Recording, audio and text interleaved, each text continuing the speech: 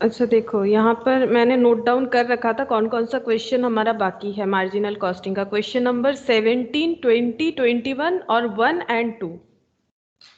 तो पहले हम लोग 20, 21 यहीं से स्टार्ट करते, यही मेरा पीडीएफ यहाँ पर खुला हुआ है देखो। तो क्वेश्चन नंबर 21 पहले कर लेते। क्वेश्चन नंबर 21 में क्या बोला है देखो। The manager of a company provides you the following information. Sales कितना बोला है? 4 लाख। ओपन।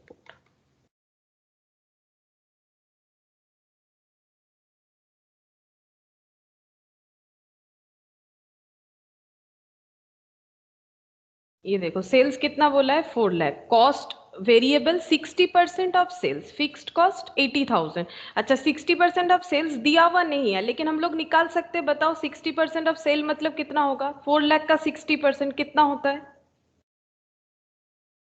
4 5 24 24,000। ठीक है। अच्छा fixed cost 80,000, profit before tax 80,000। अच्छा टैक्स देने के पहले का प्रॉफिट 80,000। इनकम टैक्स बताया है 60%। तो जितना प्रॉफिट होगा, प्रॉफिट बिफोर टैक्स अगर 80,000 है तो दीदी टैक्स। हाँ बोलो। 4 लाख 60%, 2,40,000। ओ अच्छा अच्छा सॉरी, আমি 24,000 लिखे दीजिए। हाँ 2,40,000। अच्छा एक बार चेक करो तो ये प्रॉफिट 80,000 आ रहा है कि नहीं। 4 lakh sales minus variable cost 2,40,000 कितना होगा? 4 लाख माइनस 2,40,000। 1,60,000। আচ্ছা আর ওর থেকে ফিক্সড কস্টটা মাইনাস করো। 80,000। Good morning. 90,000। হুম। गुड मॉर्निंग मौसमी। Good morning ma'am. अच्छा तो देखो 80,000 ही हो रहा है ना। 80,000 ही होচ্ছে। 80,000 ही हो रहा है तो प्रॉफिट बिफोर टैक्स 80,000 आ गया। अब टैक्स अगर 60% है तो कितने पे टैक्स लगेगा? बताओ। प्रॉफिट पे लगता है ना, कितने अमाउंट पे टैक्स लगना चाहिए?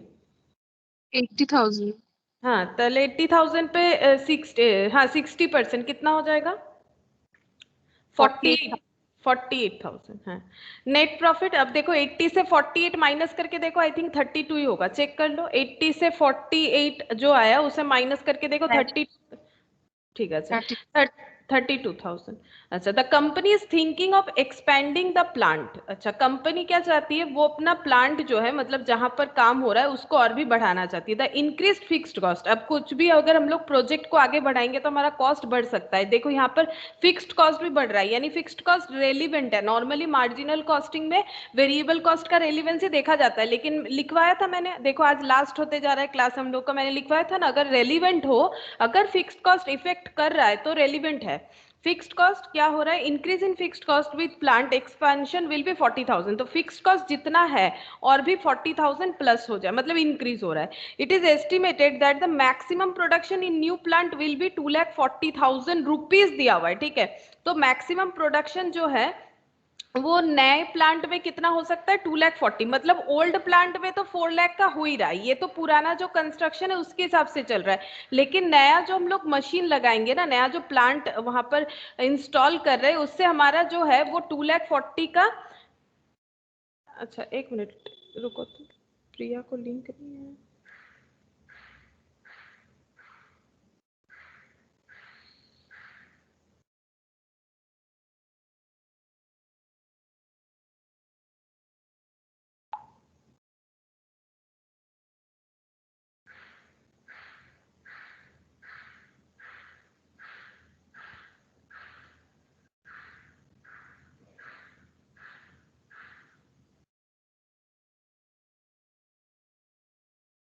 अच्छा देखो 2,40,000 का, ठीक है, तो 2,40,000 का और भी सेल होगा, मतलब 4 लाख चल रहा है और भी 2,40,000 होगा। That is the expansion value.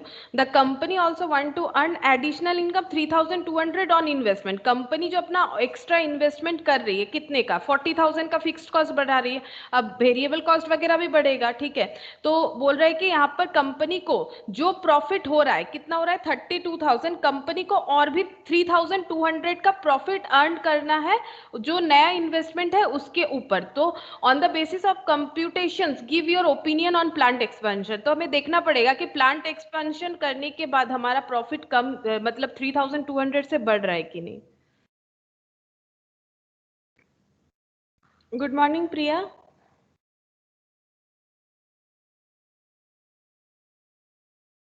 प्रिया आवाज आ रहा है तो?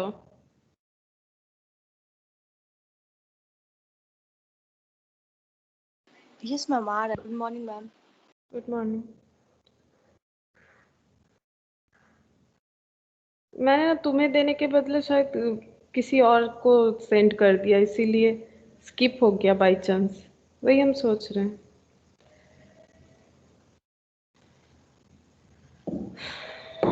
ठीक है।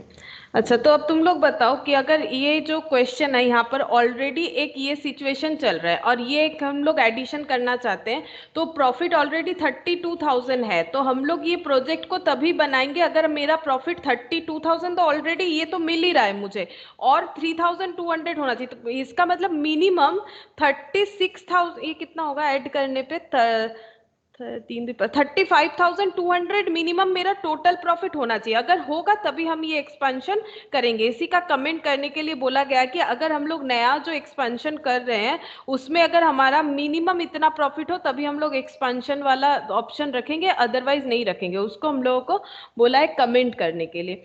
तो ठीक है, हम लोग चेक करेंगे कि नया जो हम लोग प्लांट लगा रहे हैं उसमें हमारा कितना प्रॉफिट आ रहा है और एग्जिस्टिंग कितना है।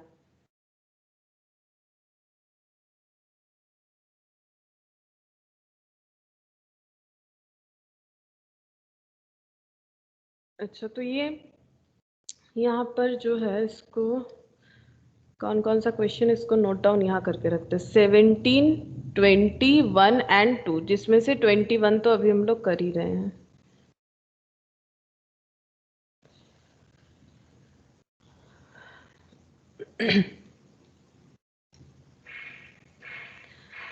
अच्छा देखो, यहाँ पर हम लोग लिखते हैं पर्टिकुलर, पहले लिख लो statement showing computation of profit before and after plant expansion.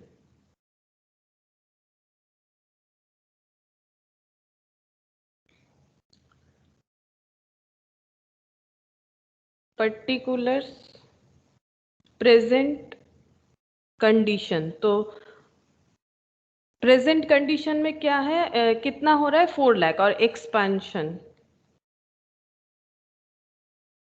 और यहाँ पर लिखते हैं टोटल आफ्टर एक्सपेंशन। अच्छा, हम लोग तभी एक्सपेंशन करेंगे अगर प्रॉफिट हमारा 3,200 कम से कम आना चाहिए। तो हम लोग चेक करते हैं आएगा कि नहीं प्रॉफिट।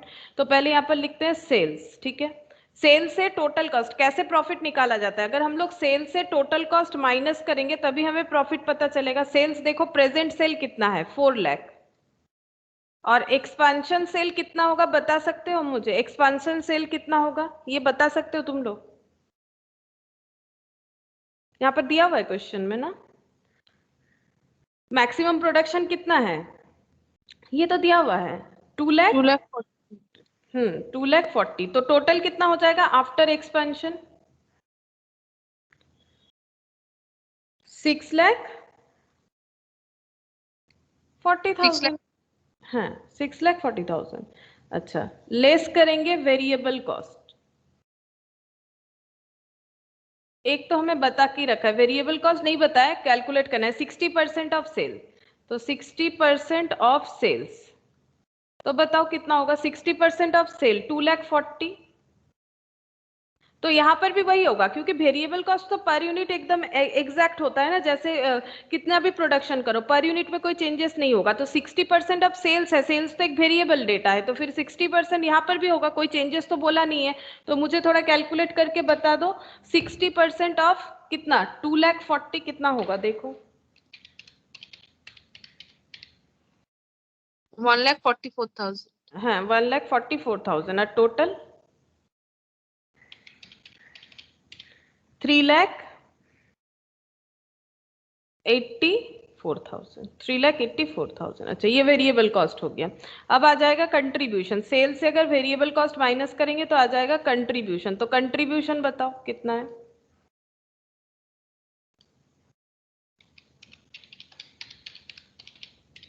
1,60,000 और ये कितना हो जाएगा? मतलब 40% भी कर सकते हो ना। देखो 2,40,000 का 40% करोगे तो भी तुम लोग को पता चल जाए कितना, क्योंकि 60% अगर वेरिएबल कॉस्ट है तो 40% कंट्रीब्यूशन होगा। 2,56,000 sales minus variable cost that is contribution. अब प्रॉफिट कैसे मिलेगा? कंट्रीब्यूशन से क्या लेस करना पड़ेगा? Fixed cost. कंट्रीब्यूशन से अगर हम लोग फिक्स्ड कॉस्ट लेस करेंगे तो हमें प्रॉफिट मिल जाएगा। फिक्स्ड कॉस्ट कितना है? देखो फिक्स्ड कॉस्ट है 80,000, बिफोर एक्सपेंशन था 80,000।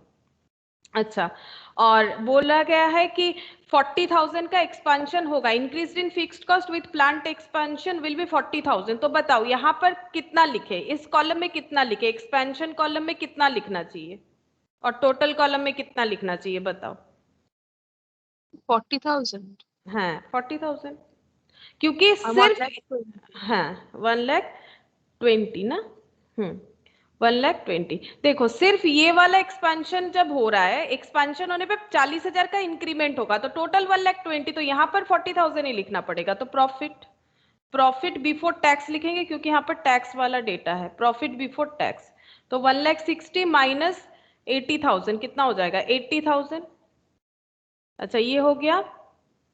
ये कितना? 56,000। अच्छा ये वाला कितना हो जाएगा? 1,36,000 प्रॉफिट बिफोर टैक्स। अच्छा अब यहां पर देंगे लेस टैक्स। क्योंकि टैक्सेबल इनकम अगर है, टैक्स का रेट दिया हुआ है, टैक्स देने के बाद ही मुझे पता चलेगा कि मेरा नेट प्रॉफिट कितना होगा। Tax at the rate of कितना दिया हुआ है? 60%,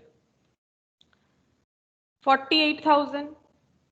तो 80,000 इंटू 60% माइनस इक्वल टू, तो ये 32,000 net profit after tax.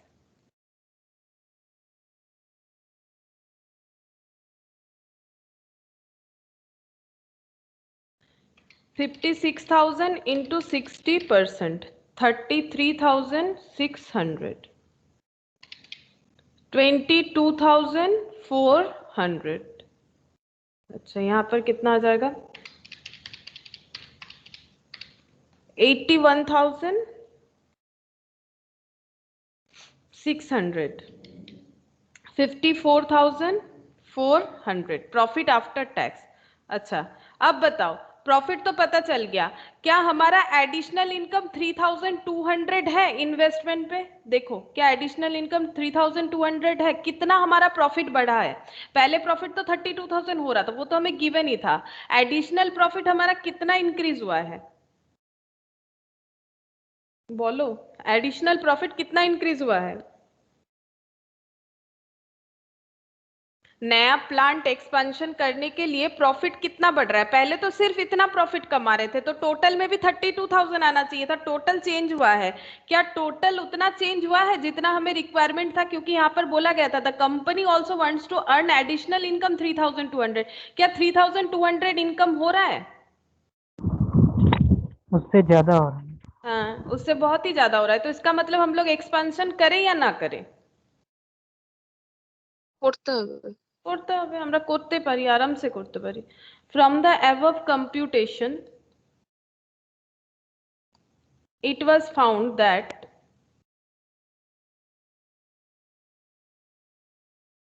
the profit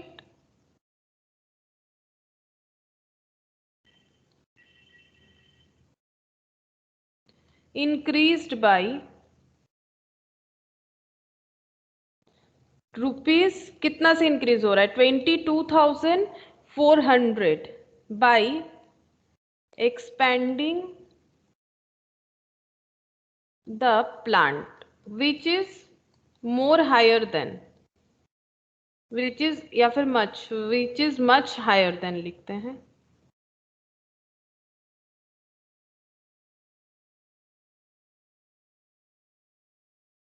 The expected income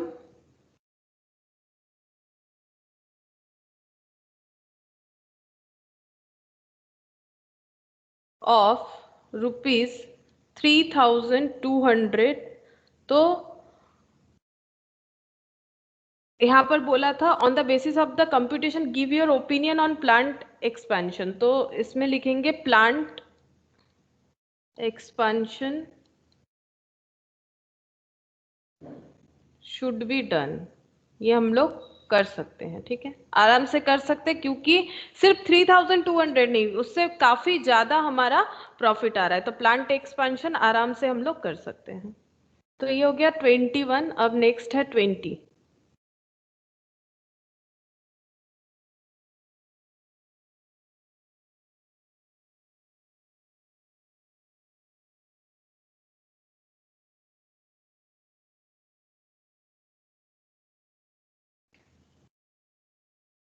question number 20 में देखो क्या बोला है। Mister young has 1,50,000 investment in A business, ठीक है, अच्छे तरीके से ये क्वेश्चन देखना, क्योंकि लास्ट वाला आंसर तुम लोग को देना चाहिए, ठीक है। तो mister young has 1,50,000 investment in business, यानी एक बिजनेस है मिस्टर यंग का, ठीक है, और उन्होंने क्या किया है, 1,50,000 का अभी तक इन्वेस्टमेंट कर रखा है बिजनेस में। He wants A 15% profit on his money. तो मुझे बता सकते हो कितना रिटर्न उनको चाहिए? 15% मतलब कितना रिटर्न चाहिए अमाउंट में? ये तो परसेंटेज में रिटर्न बता रहा है। तो अगर किसी ने 1.5 लाख रुपए इन्वेस्टमेंट किए हैं और 15% रिटर्न चाहिए, तो इन अमाउंट कितना रिटर्न चाहिए बताओ? 22,000 हाँ कौन तो बोल रहे 172500 22,000।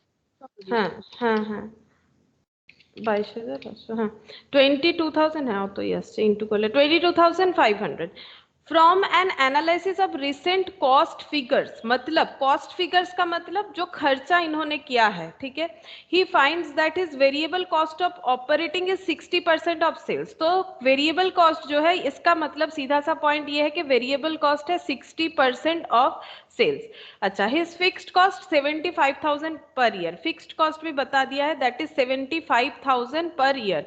सो supporting computations for each answers, ठीक है। कुछ क्वेश्चंस यहाँ पर पूछा है। First question, what sales volume must be obtain to break even. बताओ ब्रेक इवन सेल्स कितना होगा, बताओ तुम लोग मुझे। मैंने तो सिखा है तुम लोग को ब्रेक इवन सेल्स कैसे कैलकुलेट करना है, तुम लोग बताओ मुझे ब्रेक इवन सेल्स कैसे होगा, कितना होगा बताओ। हम वेट कर रहे हैं 2 मिनट, बताओ ब्रेक इवन सेल्स क्या होगा। ये तो एकदम बेसिक क्वेश्चन है जो हम लोग मार्जिनल कॉस्टिंग में एकदम स्टार्टिंग में सीखते हैं। ब्रेक इवन सेल्स कितना होगा? 1,87,500। 1,87,500 करेक्ट, मोस्ट में ठीक बोले थे, 1,87,500। अच्छा, ब्रेक इवन सेल्स का मतलब क्या फॉर्मूला लगाओगे? फिक्स्ड कॉस्ट डिवाइडेड बाय क्या लगाओगे? पीवी रेशियो, इससे सेल निकल आएगा, ठीक है। सेल मतलब रुपीज में आंसर आएगा। फिक्स्ड कॉस्ट कितना है? फिक्स्ड कॉस्ट है 75,000। पीवी रेशियो निकालो। पीवी रेशियो कैसे निकालोगे? कंट्रीब्यूशन बाय सेल्स इनटू 100, ये एक फॉर्मूला होता है, और एक होता है फिक्स्ड कॉस्ट प्लस प्रॉफिट। तो हम लोग कंट्रीब्यूशन क्या निकाल पाएंगे? हाँ निकाल पाएंगे। देखो 60% अगर सेल है, तो वेरिएबल कॉस्ट अगर सेल्स अगर 100 है, तो वेरिएबल कॉस्ट अगर मेरा 60 है, तो कंट्रीब्यूशन कितना हो जाएगा? 40% ऑफ सेल। तो सेल का 40% लगाओ तो तुम लोग को मिल जाएगा कंट्रीब्यूशन। तो कंट्रीब्यूशन बाय सेल्स इंटू 100 करोगे, पीवी रेशियो आ जाएगा। अच्छा, सेल्स क्या दिया हुआ है हम लोग को? सेल्स तो नहीं दिया हुआ है। पीवी रेशियो 40% लिख दो, ठीक है। कंट्रीब्यूशन 40 मतलब पीवी रेशियो तो 40% हो गया। कंट्रीब्यूशन तो सेल्स के ऊपर होता है, तो 40/100 इंटू 100 कर लो, डायरेक्टली आ जाएगा। क्योंकि यहाँ पर देखो डायरेक्ट कोई इन्फॉर्मेशन नहीं है इस क्वेश्चन में। ये पॉइंट था यहाँ पर कि 1,50,000 ये मेरा कैपिटल इन्वेस्टमेंट बताया है, ये मुझे सेल नहीं बताया। तो हम कैसे करके निकाले कि मेरा पीवी रेशियो कितना होगा? तो एकदम अगर तुम लोग याद आ रहा है तुम लोग को, मैंने जब एक क्वेश्चन करवाया था कि पीवी रेशियो का मतलब क्या क्या होता है, उसका 4 पॉइंट लिखवाया था एकदम स्टार्टिंग में। तो वहां पर मैंने बताया था कि अगर सेल्स के ऊपर वेरिएबल कॉस्ट 60% है, तो उसमें कंट्रीब्यूशन 40, कंट्रीब्यूशन का मतलब ही तो पीवी रेशियो है, तो ये 40% हो जाएगा। 40/100 इंटू 100 करोगे तो 40%, तो पीवी रेशियो 40%। और इस तरह से डिवाइड करने पे आंसर आएगा 1,87,500। ये फर्स्ट आंसर जो है ऐसे होगा।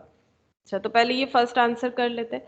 तो क्वेश्चन में देखो, ये क्वेश्चन में कुछ भी ऐसा इंफॉर्मेशन डायरेक्टली नहीं दिया हुआ था जिससे हम लोग पीवी रेशियो को निकाल ले। Like contribution divided by sales भी नहीं कर सकते हैं और fixed cost plus profit divided by sales भी नहीं कर सकते, बिकॉज हमें सेल्स डायरेक्टली दिया हुआ ही नहीं है। चाहे तो हम लोग यहाँ से सेल्स निकाल सकते हैं, मतलब कुछ डेटा इधर उधर करके आ जाएगा, जैसे कि ये रिटर्न वगैरह लेके या फिर ये सेल्स वगैरह, लेकिन वो बहुत टफ हो जाएगा, हमें जरूरत नहीं है उतने का। मुझे तो सिर्फ पीवी रेशियो चाहिए, तो उसके लिए जितना मेहनत करना है उतना ही करेंगे। तो as variable cost is 60% of sales, so contribution is 40% of sales, therefore PV ratio is 40% on sales. अच्छा, तो ब्रेक इवन सेल्स क्या होगा? देखो, break even sales, break even sales हो जाएगा fixed cost divided by PV ratio. तो fixed cost था question में, देखो गिवन है 75,000 और पीवी रेशियो 40%, इसको डिवाइड करने पे आ जाएगा ₹1,87,500। ठीक है, फर्स्ट ये वाला आंसर आ गया। Second, what sales volume must be obtain to his 15% return on investment. ये जो टारगेट है कि 15% इन्वेस्टमेंट पे रिटर्न चाहिए या फिर प्रॉफिट अर्न करना है, तो कितना सेल्स वॉल्यूम होना चाहिए? तो इसके लिए कौन सा फॉर्मूला लगेगा? डिजायर्ड सेल्स का, ठीक है, डिजायर्ड प्रॉफिट का जो फॉर्मूला होता है। तो ये क्वेश्चन 1 का आंसर हो गया। क्वेश्चन 2 में लिखते हैं रिक्वायर्ड सेल्स to earn 15%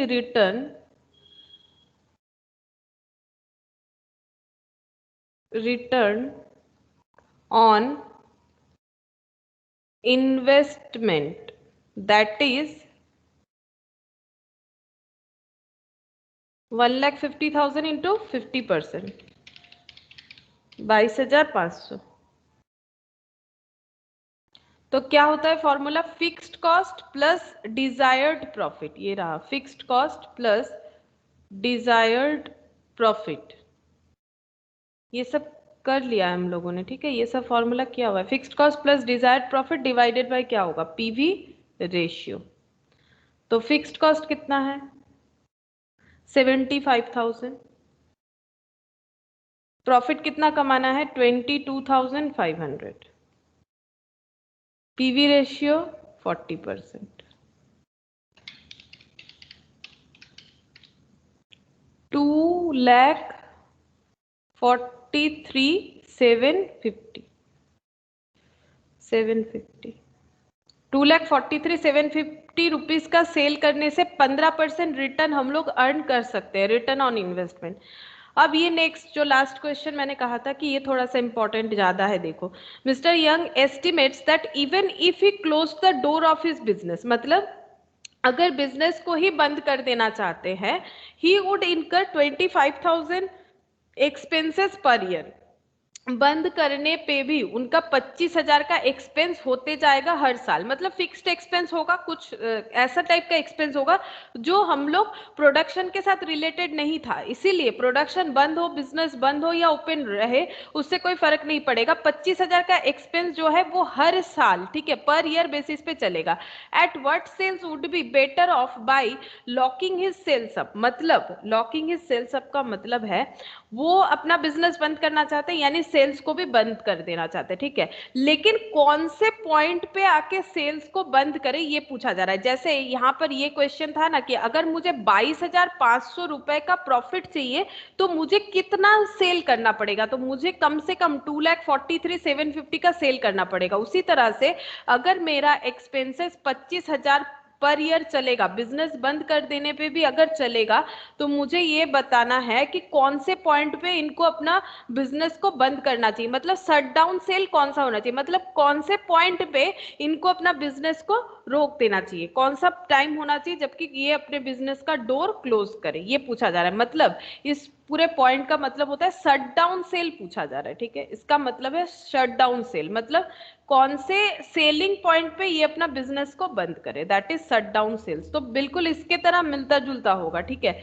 तो शट डाउन सेल्स में हमें क्या क्या, जैसे अगर मुझे 22,500 का प्रॉफिट कमाना है तो मुझे इतना इतना सेल करना पड़ेगा, उसी तरह से मेरा शट डाउन सेल्स कितना होगा, ठीक है, कितना होगा, अगर मेरा यहाँ पर फिर क्या हो जाएगा, फिक्स्ड कॉस्ट, ठीक है, डिजायर प्रॉफिट की तरह, ठीक है, यहाँ पर प्रॉफिट की जगह क्या होगा, लॉस होगा। लॉस क्यों होगा, क्योंकि मेरा प्रॉफिट तो कुछ आएगा नहीं, हम बिजनेस बंद कर रहे हैं, फिर भी मेरा 25,000 का जो कॉस्ट है वो लगता जाएगा, ठीक है, 25,000 का जो कॉस्ट है वो लगता जाएगा, तो that is one type of हम लोग लॉस बोल सकते हैं। तो लॉस को हम लोग इस तरह से लिख सकते हैं ना, shut down cost, shut down cost, ठीक है, शट डाउन कॉस्ट हो गया, डिवाइडेड बाय, जैसे यहाँ पीवी रेशियो क्या था, तो हमें डिजायर्ड सेल मिलेगा। जैसे ये भी देखो ना, ये भी डिजायर्ड सेल का ही फॉर्मूला था, एक मिनट, हाँ ये देखो, ये भी डिजायर्ड सेल, रिक्वायर्ड सेल्स, ठीक है, कितना सेल करे ताकि इतना प्रॉफिट कमा पाए, तो कितना ऐसा सेल करे जहां पर जाके हम लोग अपना बिजनेस जब बंद करेंगे, कौन से पॉइंट ऑफ सेल पे, ताकि ये जो है हमारे लिए बेनिफिशियरी हो। मतलब mister young estimates that even if A close the door, उनको पता है कि अगर वो बिजनेस बंद भी कर रहे 25,000 का एक्सपेंस होते रहेगा, तो कौन सा बेटर, मतलब कौन सा बेटर पॉइंट होगा जहां पर जाके उनको अपना बिजनेस को बंद कर देना चाहिए, ठीक है, कौन सा सेलिंग पॉइंट पे, तो डिजायर्ड सेल ही निकालना है। बेसिकली क्या पूछ रहा है, डिजायर्ड सेल, इसको हम लोग बोलेंगे डिजायर्ड तो नहीं, इसे शट डाउन नाम दिया जाएगा कि कौन से पॉइंट पे शट डाउन करना है। तो इसी तरह से फॉर्मूला देखो बिल्कुल सेम है, fixed cost plus desired profit. अब प्रॉफिट तो हो नहीं रहा है, यहाँ पर क्या हो रहा है, मेरा कॉस्ट इनकर्ड हो रहा है, तो फिक्स्ड कॉस्ट प्लस, और ये कॉस्ट है इसीलिए नेगेटिव में होगा, shut down cost divided by PV ratio. तो फिक्स्ड कॉस्ट कितना था, 75,000, ठीक है। अच्छा, अब शट डाउन कॉस्ट कितना है, 25,000, ठीक है, हम लोग बंद भी कर देंगे तो भी मेरा 25,000 का कॉस्ट जो है वो चलता जाएगा, और पीवी रेशियो है 40%। तो देखते हैं कौन सा डिजायर्ड, मतलब शट डाउन सेल आ रहा है, 1,25,000। तो 1,25,000 रुपीज का जब हमारा सेल चल रहा होगा, ऑन दैट मोमेंट अगर हम लोग अपना बिजनेस को शट डाउन करेंगे तो ये सिचुएशन अराइज होगा। ये देखो, अगर हम लोग 1,50,000 loss. 2,50,000 ওনার ওটা মাইনাস হবে না প্লাস হবে? না, এটা প্লাস আর এটা নেগেটিভে আছে, প্লাস মাইনাসে মাইনাস, আচ্ছা, এটা কস্ট তো এই জন্য নেগেটিভ, প্রফিট না, এটা ফর্মুলাটা বোঝাবার জন্য আমি প্লাস দিয়েছি, কিন্তু এটা এমনিতে তো নেগেটিভ হচ্ছে না, কস্ট ওটা ওই জন্য। अच्छा, 25,000 का एक्सपेंसेस होगा, 25,000 का एक्सपेंस चलता रहेगा हर साल, तो फिर कौन से पॉइंट पे इन्हें बंद कर देना चाहिए, तो ये 1,25,000 जब सेल्स आएगा तभी इन्हें अपना बिजनेस को अगर शट डाउन करना है तो करना चाहिए। अच्छा, ये हो गया। अब हम लोग करेंगे question number 70।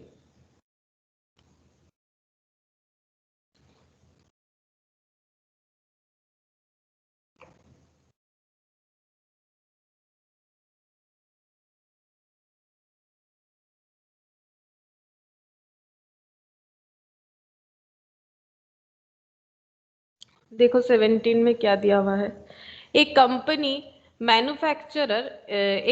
Manufacturers scooters and sales it at 3,000 each. तो स्कूटर बेचते हैं और एक एक स्कूटर को 3,000 रुपीज में बेचते हैं। An increase of 17% in cost of material. अच्छा, मेटेरियल का जो कॉस्ट है वो 17% जो है वो इंक्रीज हो गया है, ठीक है। एंड 20% ऑफ लेबर कॉस्ट जो है वो 20% इंक्रीज हो सकता है इज एंटिसिपेटेड, मतलब हो सकता है। An increase in 17% in cost of material and 20% of labour cost is anticipated, ये लग रहा है कि ये इंक्रीज हो जाएगा। The increased cost in relation to the present sales price would cause at 25% decrease in the amount of the present gross profit per unit. मतलब देखो मेरा अगर कॉस्ट बढ़ रहा है तो मेरा सेलिंग प्राइस अगर हम नहीं बढ़ाएंगे तो मेरा प्रॉफिट कम होगा, सिंपल सा बात है।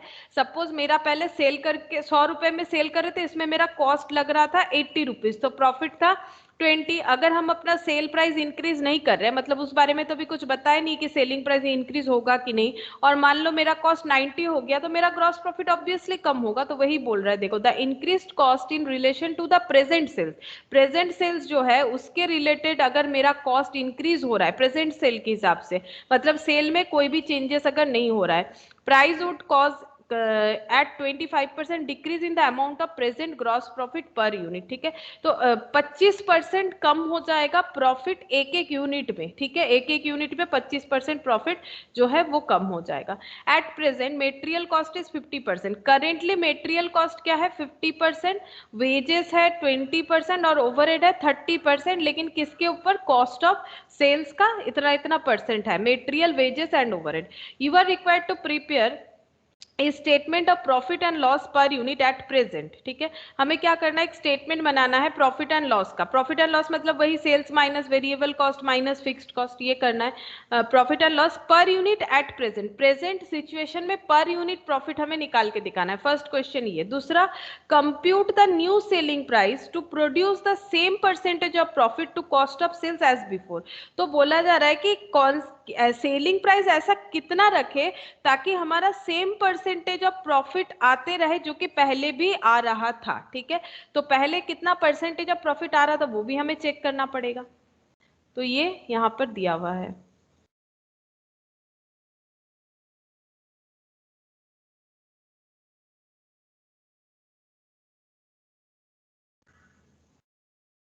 अच्छा, क्वेश्चन नंबर 17।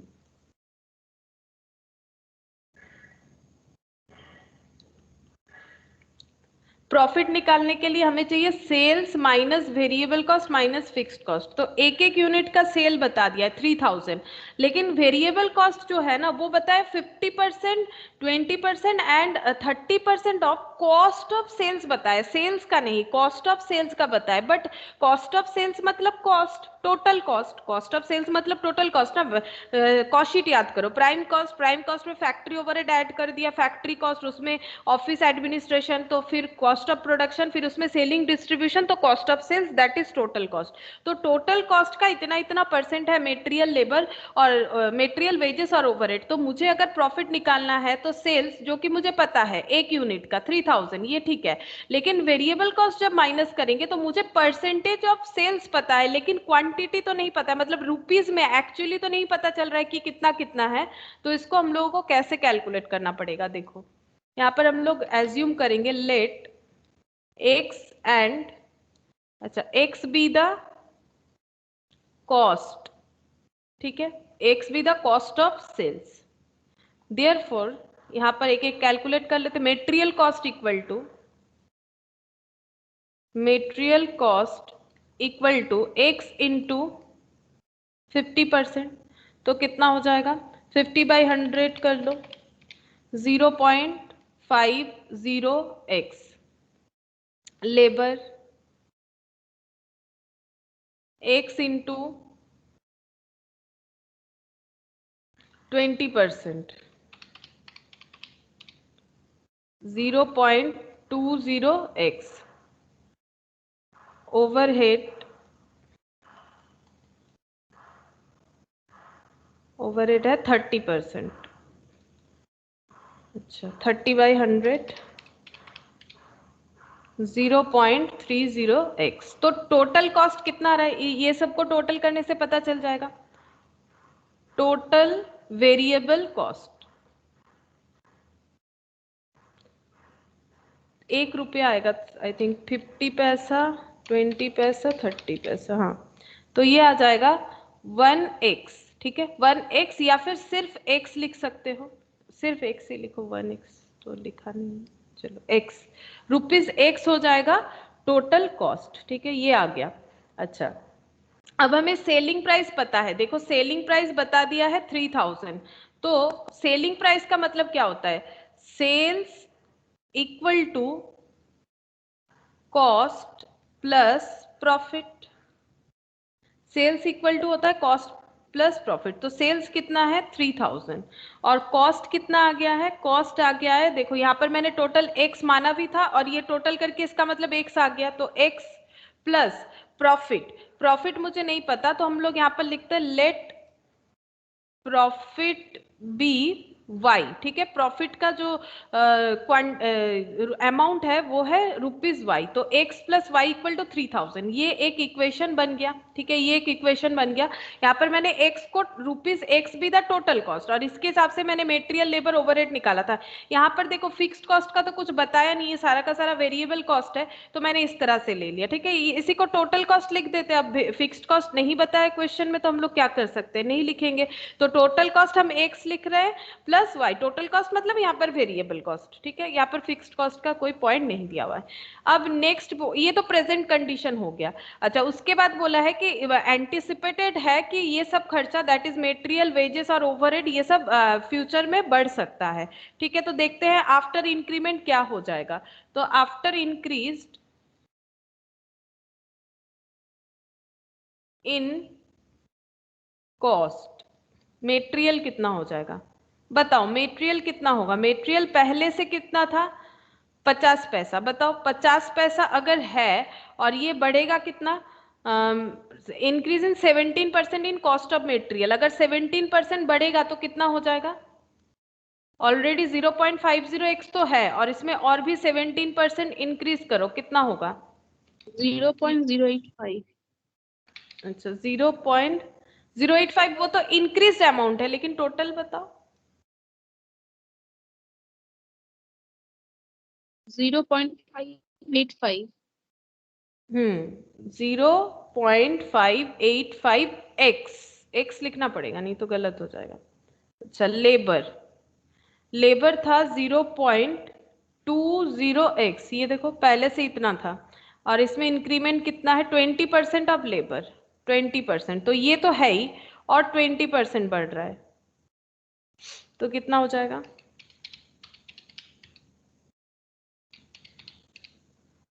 0.24x। और ओवरहेड का खर्चा कुछ बताया नहीं है इंक्रीज होगा कि नहीं, नहीं बताया तो फिर जैसा है वैसे ही मानेंगे। तो ओवरहेड का एग्जिस्टिंग जो है दैट इज 0.30x। तो टोटल कॉस्ट आफ्टर इंक्रीमेंट कितना होगा, तो 0.24 प्लस 0.3 प्लस 0.585 1.125x 1.125x, ये हो गया टोटल कॉस्ट। ठीक है, अच्छा अब टोटल कॉस्ट जैसे इंक्रीज होगा तब प्रॉफिट में हमारा चेंजेस आएगा। तो प्रॉफिट कितना होगा, पहले तो y था, हम लोगों ने y माना था, अब प्रॉफिट जो है 25% कम हो जाएगा। तो y था पहले माइनस y इंटू 25%, तो बताओ कितना प्रॉफिट होगा। y था और y पे 25%, तो 25% मतलब 0.25, तो 1 इसका मतलब तो 1 हो गया ना, तो 1 माइनस 0.25 कितना हो जाएगा 0.75x। ठीक है, 25% कम हो जाने का मतलब y मतलब 1 है, 25% मतलब 25/100 करोगे तो 0.25, 1 माइनस 0.25 होने पे 0.75, मैंने x लिख दिया, देखो ये तो गलत है ना, y लिखना पड़ेगा, 0.75y हो जाएगा। तो नया जो इक्वेशन बनेगा, ठीक है, current equation after increasing in prices, after increase in cost, increase in cost and decrease in profit। Equation क्या आएगा, इक्वेशन मुझे ये वाला बनाना है फिर से, sales equals to total cost plus profit. तो सेल्स कितना होगा और टोटल कॉस्ट प्लस प्रॉफिट, तो सेल्स में तो कोई चेंजेस नहीं हो रहा है। ठीक है,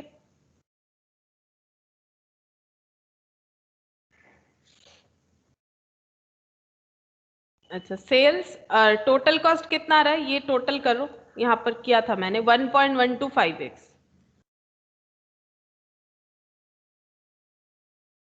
प्रॉफिट 0.75y। तो ये एक सेकेंड इक्वेशन बन गया। अब इन दोनों इक्वेशन को अगर हम लोग सॉल्व करेंगे तो वहां से x और y का वैल्यू हमें पता चल जाएगा। ठीक है, तो इक्वेशन दोनों को सॉल्व करते हैं। एक इक्वेशन तो है हमारा x प्लस वाई, फर्स्ट वाला इक्वेशन लिखते हैं, x plus y equal to 3000।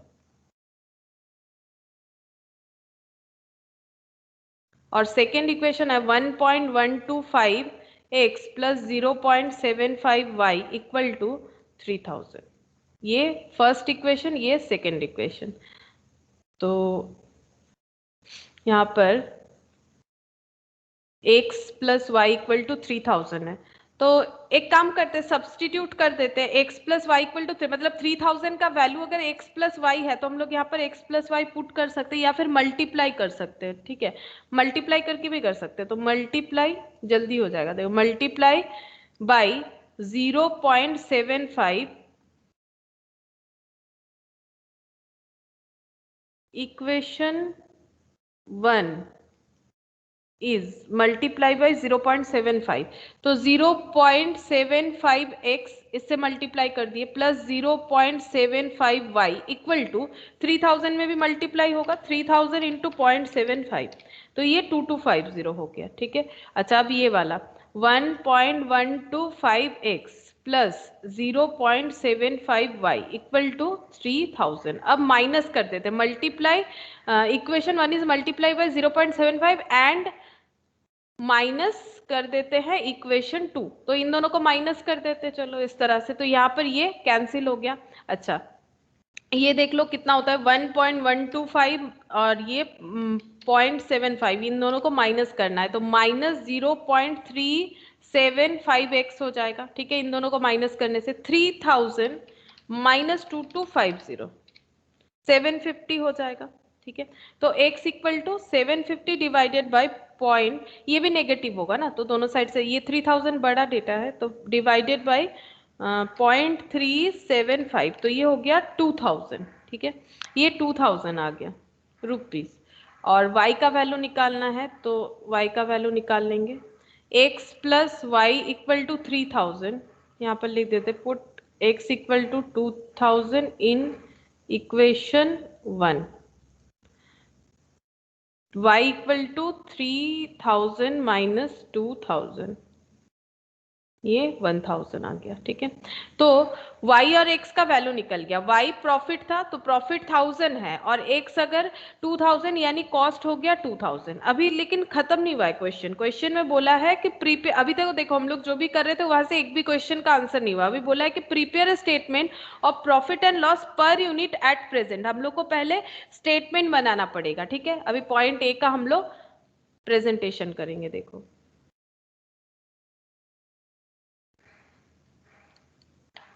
statement showing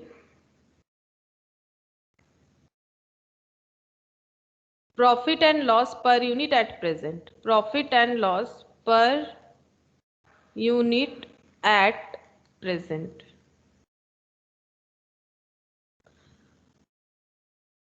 अच्छा तो पहले यहां पर लिखेंगे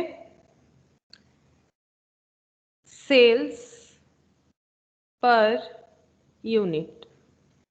करेंटली सेल्स पर यूनिट कितना है 3000, यहाँ पर रुपीस कर देते हैं 3000 less material cost, less veg labour cost,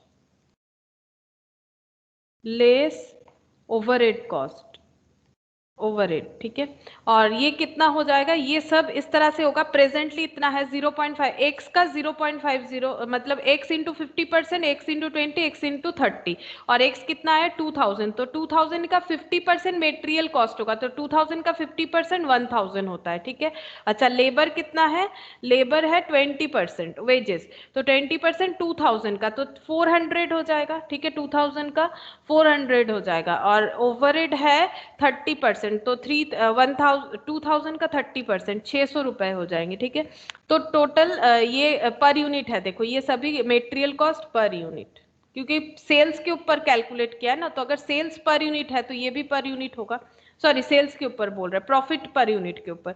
तो यहाँ पर 3000 और ये कितना हो जाएगा 2000, तो ये 1000 हो गया प्रॉफिट। प्रॉफिट पर यूनिट ये हमें पूछा था, प्रॉफिट पर यूनिट कैलकुलेट करने के लिए, तो कर दिया हम लोगों ने। उसके बाद बोला है compute the new selling price to produce the same percentage of profit to cost of sales as before. तो कॉस्ट ऑफ सेल्स के साथ प्रेजेंटली जो प्रॉफिट है उतना ही प्रॉफिट हमें मेंटेन करना पड़ेगा, चाहे हमारा कितना भी कॉस्ट बढ़ क्यों ना जाए। तो यहां पर निकालते हैं कि प्रेजेंट परसेंटेज ऑफ प्रॉफिट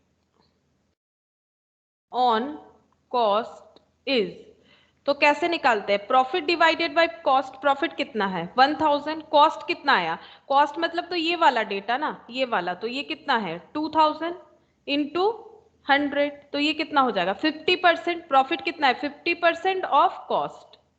तो ये ही अगर हमें मेंटेन करना है तो सेलिंग प्राइस कितना रखना पड़ेगा ये पूछ रहा है। तो यहां पर लिख देते हैं computation of new selling price. computation of new selling price to get 50% profit on cost।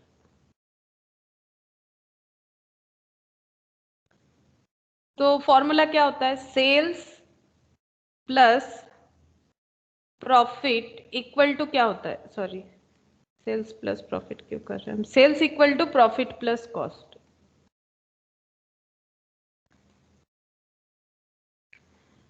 अच्छा, तो इंक्रीज कॉस्ट जो है, ये इंक्रीज कॉस्ट जो है वो आएगा टोटल करने पे, यहाँ पर लिखा हुआ था मेरा इंक्रीज कॉस्ट ये रहा 1.125x। तो अलग अलग हम लोग लिख सकते हैं। मेटेरियल कितना है 0.585x, तो मेटेरियल निकाल लेते हैं। सेल्स तो हमें कैलकुलेट करना है कितना होगा। प्रॉफिट, प्रॉफिट है 50% ऑफ कॉस्ट, प्रॉफिट होगा 50% ऑफ कॉस्ट, ठीक है। और कॉस्ट कैलकुलेट कर लेते हैं, यहाँ पर कॉस्ट लिख दिया, नेक्स्ट लाइन पे ही कर लेते हैं। सेल्स 50% ऑफ कॉस्ट, और कॉस्ट में पहले आएगा मेटेरियल, मेटेरियल हो जाएगा 0.585 इंटू एक्स, और एक्स का वैल्यू आया है 2000, तो 2000 इंटू 0.585, तो ये हो गया 1170, 1170, ये मेटेरियल का हो गया, ठीक है। उसके बाद लेबर 0.24,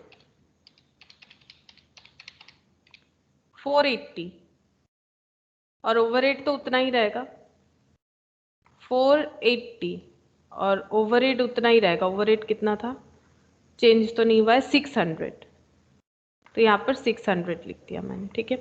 तो 50% ऑफ कॉस्ट, और कॉस्ट टोटल कर लेते हैं 2250, तो ये वाला हो जाएगा 50% ऑफ 2250 प्लस 2250,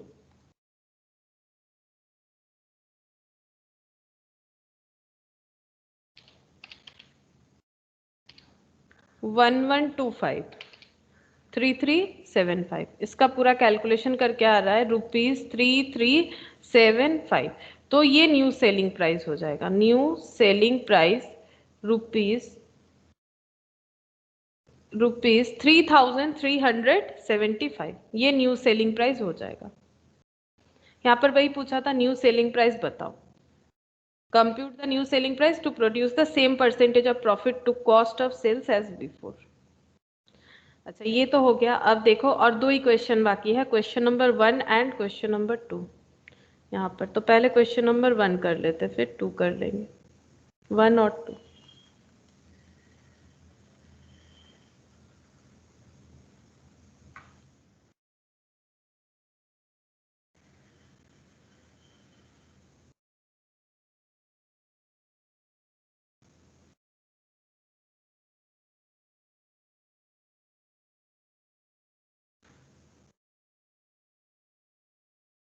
ये देखो क्वेश्चन नंबर 1 जो है ये एब्जॉर्प्शन कॉस्टिंग पे है, जो हम लोगों ने शायद सेकेंड क्लास में इसको किया था, ठीक है।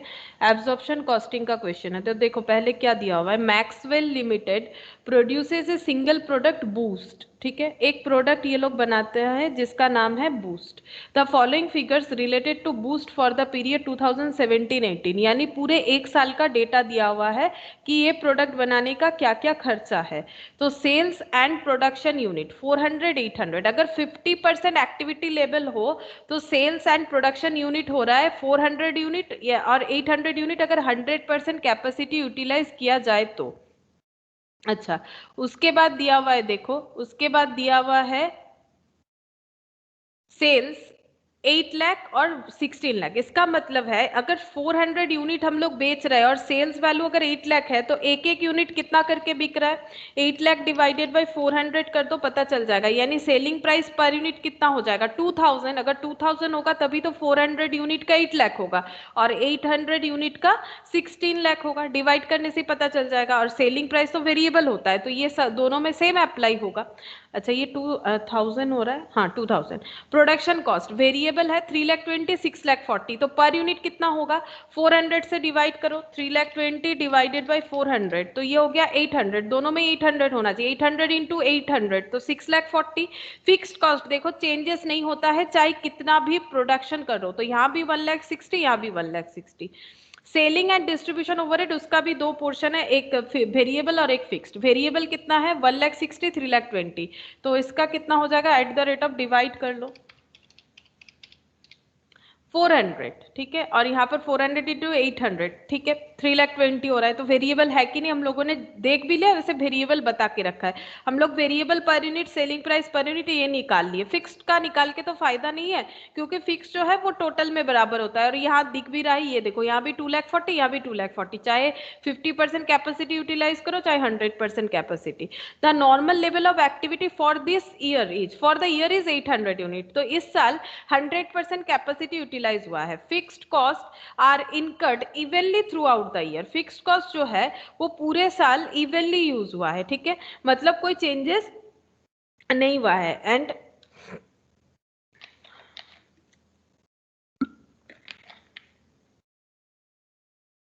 And actual fixed cost are the same as budgeted. और एक्चुअल फिक्स्ड कॉस्ट जो है वो बजटेड फिक्स्ड कॉस्ट के साथ बिल्कुल सेम है। मतलब बजट में, मतलब जो सोचा गया था और जो एक्चुअली हुआ है, दोनों फिक्स्ड कॉस्ट सेम है। There were no stock of Boost at the beginning of the year, मतलब कोई भी ओपनिंग स्टॉक नहीं है, opening stock of finish goods नहीं है। और यहाँ पर हमें क्या बोला है, देखो in the first quarter 220 unit were produced and 160 unit were sold. तो क्वार्टरली डिवाइड कर दिया गया है फर्स्ट क्वार्टर, तो क्वार्टर 4 होता है, ठीक है। क्योंकि हम लोग का जो 12 मंथ्स का डेटा होता है उसको अगर हम लोग डिवाइडेड बाय 4 करें तो 3 मंथ्स का एक एक क्वार्टर बनता है। तो क्वार्टर मतलब 1/4, क्वार्टर मतलब कोई भी पूरे डेटा को जब हम लोग 4 पार्ट में डिवाइड करते हैं दैट इज 1/4। अच्छा, 220 यूनिट प्रोड्यूस हुआ है फर्स्ट क्वार्टर में, लेकिन 160 यूनिट ही बिका है, यानी क्लोजिंग स्टॉक तो बन रहा है। देखो closing stock of finish goods बन रहा है, ओपनिंग नहीं है ये बता दिया। ये जब तक नहीं बताएगा हमें पता नहीं चलेगा, but closing stock of finish goods है कि नहीं वो हमें क्वेश्चन से ही पता चल रहा है। देखो 220 में अगर 160 ही हम लोग सेल कर पाते हैं तो 140 जो है 140 हो रहा है क्या, नहीं 140 तो नहीं हो रहा, 220 60, वही सोच रहे हैं क्या गलत लिख दिया, 60 यूनिट्स जो है ये क्लोजिंग स्टॉक होगा। What would be the fixed production cost absorbed bye boost if absorption costing is followed. तो एब्जॉर्प्शन कॉस्टिंग अगर फॉलो होगा तो कितना फिक्स्ड कॉस्ट जो है एब्जॉर्ब किया गया है, ये पूछा है फर्स्ट क्वेश्चन, ठीक है। तो देखो बजटेड फिक्स्ड कॉस्ट कितना है, बजटेड फिक्स्ड कॉस्ट कितना है, प्रोडक्शन का पूछा है, ठीक है, सेलिंग और डिस्ट्रीब्यूशन का नहीं बोला है। तो बताओ कि ये जो बजटेड है, क्योंकि ये तो दो बजट क्या हुआ ना, एक 50% का और एक 100% का, और इस साल 100% कैपेसिटी यूटिलाइज हुआ है। तो मुझे इतना बताओ तुम लोग कि प्रोडक्शन कॉस्ट में जो फिक्स्ड कॉस्ट है, क्योंकि यहाँ पर प्रोडक्शन कॉस्ट का ही पूछा है, और एक बार देख सकते हो क्वेश्चन, देखो यहाँ पर बोल रहा है what would be the fixed production cost, production का फिक्स्ड कॉस्ट। तो प्रोडक्शन कॉस्ट का फिक्स्ड कॉस्ट कितना है, यहाँ पर 1,60,000 है, ठीक है, 1,60,000 है। अब हमें पूछा है कि अकॉर्डिंग टू एब्जॉर्प्शन कॉस्टिंग कितना होगा, तो देखो कैसे लिखेंगे हम लोग।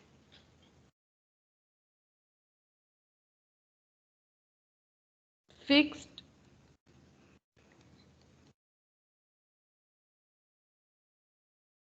Production cost absorbed,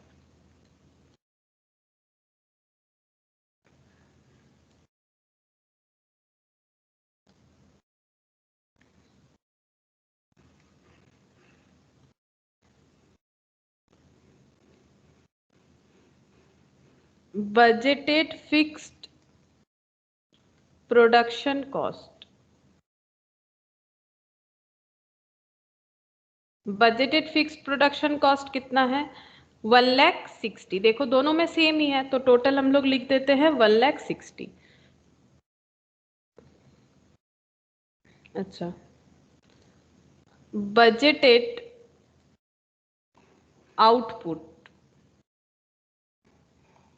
budgeted output कितना है 800 यूनिट, ठीक है, 800 यूनिट इस बार यूटिलाइज हुआ है, मैक्सिमम 800 यूनिट ही हो रहा है, ठीक है, 800 unit. Therefore absorption rate, absorption rate मतलब एक यूनिट बनाने में कितना फिक्स्ड कॉस्ट लगा है ये बताओ। अगर 800 यूनिट बनाने में 1,60,000, बिकॉज 1,60,000 बजटेड प्रोडक्शन कॉस्ट है, fixed budgeted fixed production cost है, और बजटेड आउटपुट है 800, क्योंकि बोला है ना यहाँ इस साल 800 यूनिट एक्टिविटी लेवल यूज किया जाएगा, 100% एक्टिविटी लेवल, तो 800। तो मुझे बताओ कि एक एक यूनिट के लिए कितना फिक्स्ड कॉस्ट लगा है, कितना फिक्स्ड कॉस्ट लगा है एक एक यूनिट के लिए, वही हो जाएगा एब्जॉर्प्शन रेट। बताओ अगर 800 यूनिट के लिए 1,60,000 है तो एक एक यूनिट के लिए कितना लगा होगा।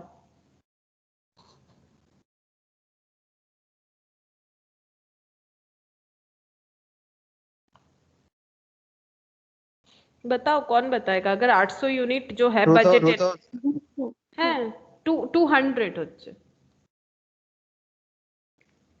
1,60,000 तो 200 हो जाएगा at the rate of 200 per unit. एक यूनिट के लिए 200 रुपए का फिक्स्ड कॉस्ट जो है एब्जॉर्ब हो रहा है, एब्जॉर्प्शन रेट इतना है, मतलब जैसे एक यूनिट बना तो उसमें 200 रुपए का फिक्स्ड कॉस्ट इनकर्ड हो गया, इसको बोलते हैं एब्जॉर्प्शन, ठीक है। और ड्यूरिंग फर्स्ट क्वार्टर, क्योंकि क्वार्टरली बोला है ना, तो देखो अभी तक पूरा प्रोडक्शन नहीं हुआ है, बजटेड है कि 800 यूनिट बनाएंगे, लेकिन अभी करेंटली जो फर्स्ट क्वार्टर मतलब क्वार्टरली ये लोग प्रोडक्शन करते हैं, तो पहले क्वार्टर में 220 यूनिट बना चुके हैं, ठीक है, 220 यूनिट बना लिया है, तो 220 यूनिट बनाने पे कॉस्ट इनकर्ड हुआ होगा, जहां पर फिक्स्ड कॉस्ट भी हुआ होगा। तो during the first quarter, during the first quarter the fixed production cost, the fixed production cost absorbed by boost, मतलब जो प्रोडक्ट ये बना रहे हैं उनका उसका नाम है बूस्ट, बूस्ट वुड बी कितना होगा बताओ। फर्स्ट क्वार्टर में कितना यूनिट बना है 220, अगर 220 यूनिट बना है तो एट द रेट ऑफ 200 के हिसाब से कितना फिक्स्ड कॉस्ट अभी तक हम लोगों ने ले लिया है, एब्जॉर्ब कर लिया है। बताओ एक यूनिट पे अगर 200 लगता है तो फिर इस पे कितना लगेगा 220 यूनिट जो कि अभी तक प्रोडक्शन हो चुका है, 220 इंटू 200 44,000। देखो फर्स्ट आंसर आ गया। फर्स्ट हमें पूछा क्या था, फिर से एक बार देखो, ऐसा क्वेश्चन हम लोगों ने पहले किया भी नहीं। What would be the fixed production cost absorbed bye boost if absorption costing is followed.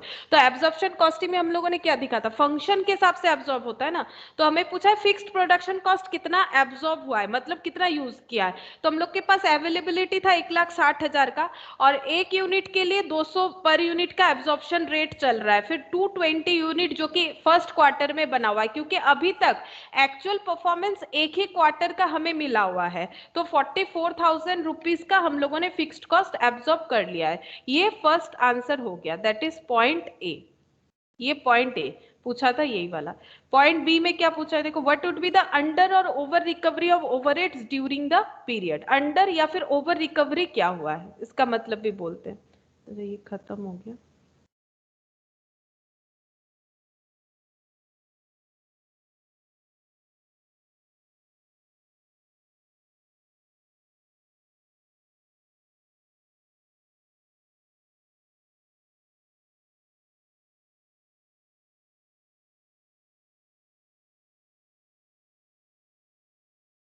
Under और over recovery of overhead during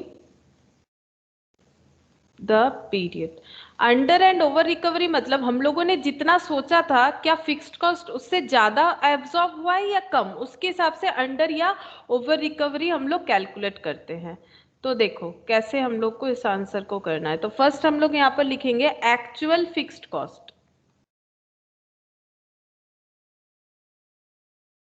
production का फिक्स्ड कॉस्ट तो 2 है ना, यहाँ पर प्रोडक्शन बोल के मेंशन करना पड़ेगा। Actual fixed production cost, actually कितना फिक्स प्रोडक्शन कॉस्ट लगा है, तो 1,40,000 सॉरी 60,000 जो है वो पूरे एक ईयर के लिए है, जहां से अभी तक हम लोग एक क्वार्टर का ही सिर्फ मतलब प्रोडक्शन किए हैं। तो 1,60,000 for the whole year, whole year मतलब पूरे साल का। और सिर्फ अगर 1/4 इसलिए हम कर रहे हैं कि अगर मेरा जो पूरा ईयर है वो अगर 4 पार्ट में डिवाइड है, यानी 3 मंथ्स में डिवाइडेड है, तो एक क्वार्टर में कितना फिक्स्ड कॉस्ट हम लोगों ने एक्चुअली यूज कर लिया है। तो 40,000 एक्चुअली हम लोगों ने यूज कर लिया है, ठीक है। लेकिन एब्जॉर्प्शन कॉस्टिंग क्या बता रहा है, एब्जॉर्प्शन कॉस्टिंग बता रहा है कि एब्जॉर्ब्ड फिक्स्ड प्रोडक्शन ओवरहेड या फिर कॉस्ट, एब्जॉर्प्शन कॉस्टिंग बता रहा है। ये देखो एब्जॉर्प्शन कॉस्टिंग के हिसाब से कितना हुआ है, एब्जॉर्प्शन कॉस्टिंग के हिसाब से फर्स्ट क्वार्टर में 220 यूनिट बना हुआ है। एब्जॉर्प्शन कॉस्टिंग बिल्कुल फंक्शनल बताता है, मतलब अगर 220 यूनिट हुआ है तो वो 220 यूनिट का ही बता रहा है। तो 44,000, ठीक है, ये हो जाएगा 44,000। तो कितना हुआ है ओवर या अंडर रिकवरी, देखो ये जो है 4,000 दिख रहा है, तो ओवर रिकवरी हुआ है, ठीक है, ओवर रिकवरी। क्योंकि हम लोगों को क्या ओवर रिकवरी इसीलिए बोलेंगे क्योंकि हम लोगों ने सोचा था 44,000 होगा लेकिन 40,000 हुआ है, मतलब यहाँ पर ओवर रिकवरी इसीलिए बोल। तुम लोग को अगर ऐसा लग रहा होगा कि हम लोगों ने तो 40,000 का खर्चा किया जबकि हम लोगों ने सोचा था 44,000, तो ये तो अंडर रिकवरी हो गया। नहीं, रिकवरी में क्या होता है, उल्टा मीनिंग होता है। रिकवरी मतलब क्या, हम लोग कितना रिकवर होगा सोचे थे और कितना हम लोगों ने किया है। तो देखो प्रैक्टिकली 40,000 का खर्चा इन्वॉल्व हुआ है, हम लोगों को लगा था 44,000, तो हम लोगों ने रिकवरी रेट ज्यादा लगा लिया, इसको बोलते हैं ओवर रिकवरी, ठीक है। तो ओवर रिकवर्ड हुआ है कितना, 4,000। तो हम लोगों का एक्चुअली जो है एक्चुअल 40,000 का खर्चा हुआ है, लेकिन रिकवरी रेट के हिसाब से हम लोग को जो लगा था वो हम लोगों ने कैसे निकाला था, बजटेड के हिसाब से। तो हम लोगों ने सोचा था 44,000 बट हुआ 40,000, तो ओवर रिकवरी हुआ है, ठीक है। मतलब हम लोगों ने ज्यादा सोच लिया है, तो इसीलिए ओवर रिकवरी, इसको बोलेंगे ओवर रिकवरी। तो यहाँ पर सेकेंड पॉइंट यही पूछा था कि ओवर और अंडर रिकवरी कितना हो रहा है। उसके बाद पूछा है what would be the profit as per absorption और एज पर मार्जिनल कॉस्टिंग, तो दोनों के हिसाब से प्रॉफिट पूछा है। तो profit as per absorption costing, first ये पूछा है, पॉइंट सी।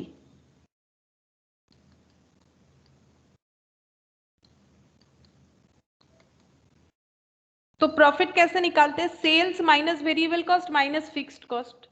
तो सेल्स कितना है देखो, तो सेल्स कितना है, 220 यूनिट हम लोगों ने सेल किया है। बताओ एक एक यूनिट ना, सॉरी 160 यूनिट सेल किया है। हम एक क्वार्टर का निकालेंगे ना, क्योंकि एक्चुअली तो मेरा फर्स्ट क्वार्टर का ही सिर्फ डेटा जो है वो प्रैक्टिकली हुआ है, बाकी तो बजटेड है। फर्स्ट क्वार्टर का निकालेंगे, फर्स्ट क्वार्टर में सेल्स कितना यूनिट हुआ है, 160 यूनिट सेल्स हुआ है, 160 यूनिट। और बताओ सेलिंग प्राइस कितना करके था, अभी मैंने यहाँ पर तुम लोग को दिखाया था कैलकुलेट करके कैसे निकालना है। बताओ सेलिंग प्राइस कितना आया था, 2,000 आया था ना, यहाँ पर मैंने दिखाया 8 लाख डिवाइडेड बाई 400 करोगे तो ₹2,000 आएगा, तो ₹2,000 पर यूनिट। तो ये हो जाएगा 16 दूने 32, 3,20,000, 60,000 ये हो गया, ठीक है सेल्स। अब इससे क्या लेस करेंगे, वेरिएबल कॉस्ट, ठीक है।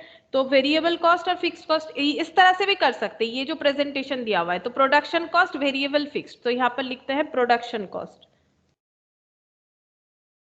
प्रोडक्शन कॉस्ट, यहाँ पर लिखते हैं वेरिएबल और यहाँ पर लिखते हैं फिक्स्ड।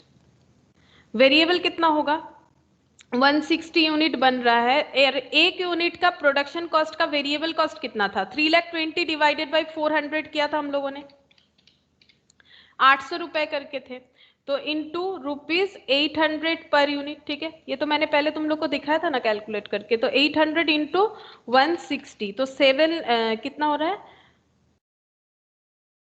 1,28,000।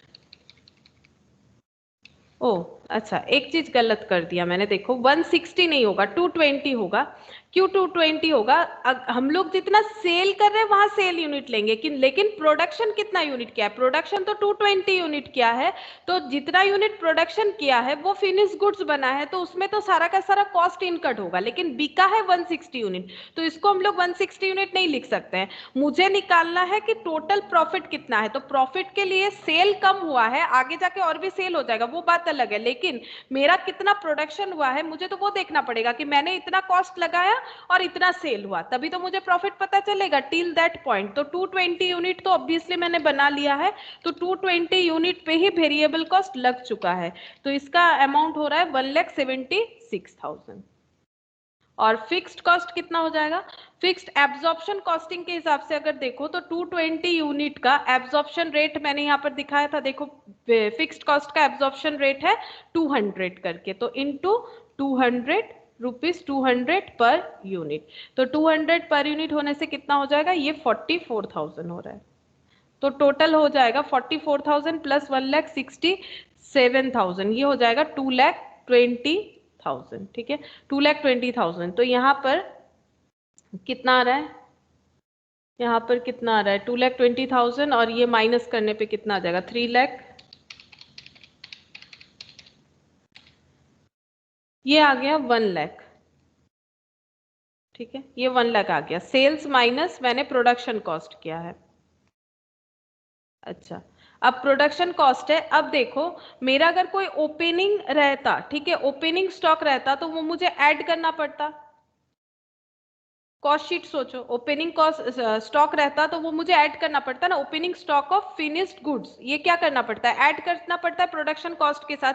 यहाँ पर प्रोडक्शन कॉस्ट में है ना हम लोग, यानी ऑफिस एंड एडमिनिस्ट्रेशन वाला, और जो क्लोजिंग स्टॉक है, closing stock of finished goods minus करना पड़ेगा, क्योंकि मुझे प्रॉफिट पता करना है। अब ये क्यों कर रहा है, देखो closing stock of finish goods क्यों माइनस करेंगे, क्योंकि मैंने 2,20,000 का खर्चा जरूर किया है, लेकिन उसमें मेरा 220 यूनिट बना है, लेकिन सेल तो 160 यूनिट बना है, ठीक है। तो मुझे ये देखना पड़ेगा जो मेरा फिनिश गुड्स है, जो कि मेरा बिका नहीं, जो कि क्लोजिंग स्टॉक बन गया है, उसका कॉस्टिंग कितना था वो मुझे लेस कर देना पड़ेगा, ठीक है। तो तुम लोग चाहो तो इसको यहाँ पर लेस नहीं भी करोगे तो चलेगा, हम लोग डायरेक्टली भी कर सकते हैं। तो 2,20,000 मेरा कितने यूनिट का खर्चा बना है, 2,20,000 जो खर्चा है ये मेरा 220 यूनिट का बना हुआ है, और मेरा फिनिश गुड्स जो है क्लोजिंग स्टॉक वो 160 का है, ये देखो क्लोजिंग स्टॉक सॉरी 160 सेल हुआ है, तो क्लोजिंग स्टॉक कितना आया था, माइनस करने से 220 माइनस 160 कितना आया था, 220 माइनस 160 देख लेते हैं, क्लोजिंग स्टॉक आया था 60 यूनिट, तो 60 यूनिट का मेरा कितना कॉस्टिंग लगा है, जो कि अभी तक मेरा बिका नहीं, तो 60,000, देखो 60,000, तो ये मुझे लेस करना पड़ेगा, जैसे हम लोग करते हैं ना कि गुड्स अवेलेबल फॉर सेल अगर मुझे निकालना है, जैसे देखो इसको अगर हम एक बार यहाँ पर क्लोज कर देते हैं, इसको अगर हम लोग एक बार यहाँ पर क्लोज कर देते हैं, तो कैसे हम लोग कैलकुलेट कर सकते हैं, ये बाद में लेस करेंगे। प्रोडक्शन कॉस्ट मैंने 2,20,000 टोटल लगाया, लेकिन उसमें से मुझे अगर प्रॉफिट निकालना है तो सेल से मुझे माइनस करना पड़ेगा वो कॉस्ट जो 160 के लिए एप्लीकेबल है, तो 220 के लिए टोटल कॉस्ट है 2,20,000, और जहां से 60 यूनिट का अगर हम लेस कर देते हैं तो 220 से अगर 60 यूनिट का लेस कर देंगे तो 160 का ही मुझे कॉस्ट मिल जाएगा, जो अभी हम कैलकुलेट करने से मुझे पता चलेगा। तो 2,20,000 से अगर हम 60,000 लेस करते हैं तो 1,60,000 आएगा। 1,60,000 को हम लोग बोल सकते हैं कॉस्ट ऑफ गुड्स सोल्ड या फिर COGS, cost of goods sold, ठीक है। और यहाँ पर अगर कोई अमाउंट होता ना तो इसको हम लोग टोटल करके क्या लिखते पता है, यहाँ पर कुछ है नहीं, अगर होता तो ये दोनों का टोटल होके हम लोग लिख सकते थे goods available for sale, goods available for sale. तो सेल करने के लिए कितना गुड्स अवेलेबल है, कितने रुपीस का, ये देखो 2,20,000 रुपीस का गुड्स जो है वो अवेलेबल फॉर सेल है, 2,20,000, जिसमें से 60,000 हम लोग बेच नहीं पाए, तो कॉस्ट ऑफ गुड्स सोल्ड जो बिक किया दैट इज 1,60,000, उसका कॉस्ट है 1,60,000। अब इसमें क्या करेंगे, अब इसमें हम लोग एडजस्ट करेंगे जो हमारा ओवर रिकवरी था, ठीक है। तो एडजस्टमेंट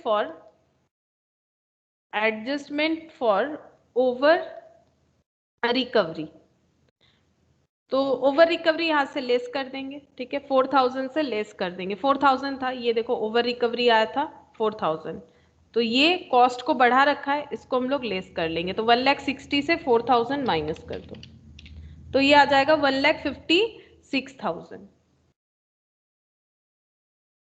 अब सेलिंग प्राइस देखो, selling overhead, selling and distribution overhead, उसमें वेरिएबल और फिक्स्ड, लेस करते हैं सेलिंग एंड डिस्ट्रीब्यूशन ओवरहेड, ठीक है। इसमें आ जाएगा वेरिएबल, वेरिएबल कितना हो जाएगा, 160 यूनिट सेल हुआ है और एक एक यूनिट बेचने का वेरिएबल कॉस्ट कितना है, 400 से डिवाइड करके देखो, 1,60,000 डिवाइडेड बाय 400 किया भी था हम लोगों ने, 400 रुपए करके आ रहा है, 400, तो ये कितना हो जाएगा 64,000 वेरिएबल कॉस्ट। अच्छा, अब फिक्स्ड कॉस्ट, यहाँ पर फिक्स्ड कॉस्ट कितना आएगा, 1/4 यूज हुआ है अभी तक, एक्चुअली जो हो रहा है 1/4 ऑफ 2,40,000, तो ये हो जाएगा 2,40,000, 1/4 ऑफ 2,40,000 हो गया 60,000, ठीक है। ये टोटल कॉस्ट हो गया 60 और 64,000, तो ये हो गया 1,24,000, ये सेलिंग एंड डिस्ट्रीब्यूशन ओवरहेड हो गया। तो इन दोनों को माइनस कर दो, 32,000 आ रहा है, ये 32,000, ये आ गया 1,56,000, 1,60,000 आया, फिर उससे 4,000 माइनस कर दिए, उसके बाद एक मिनट देख लेते, 1,60,000 माइनस 4,000 माइनस 1,24,000, 30,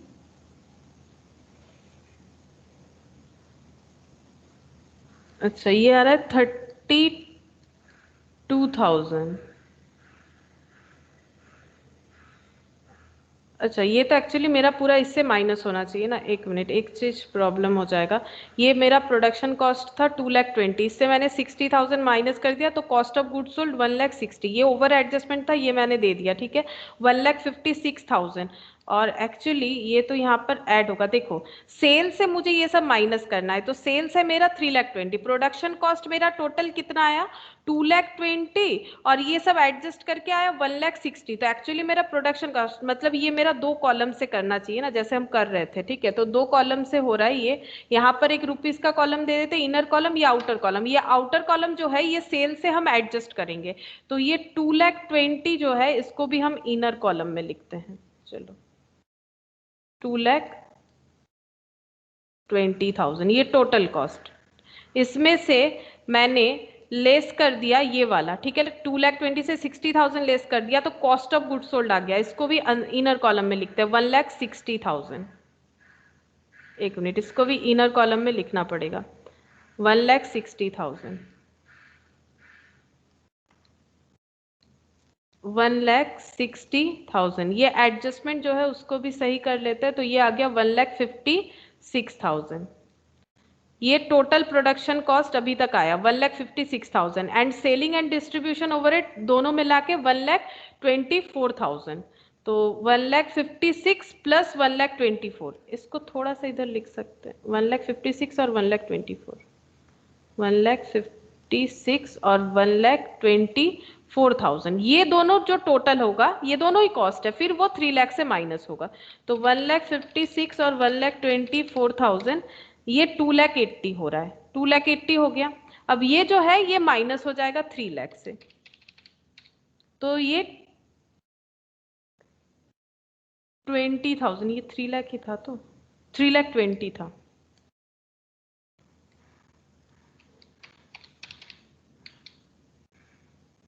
माइनस 1,24,000,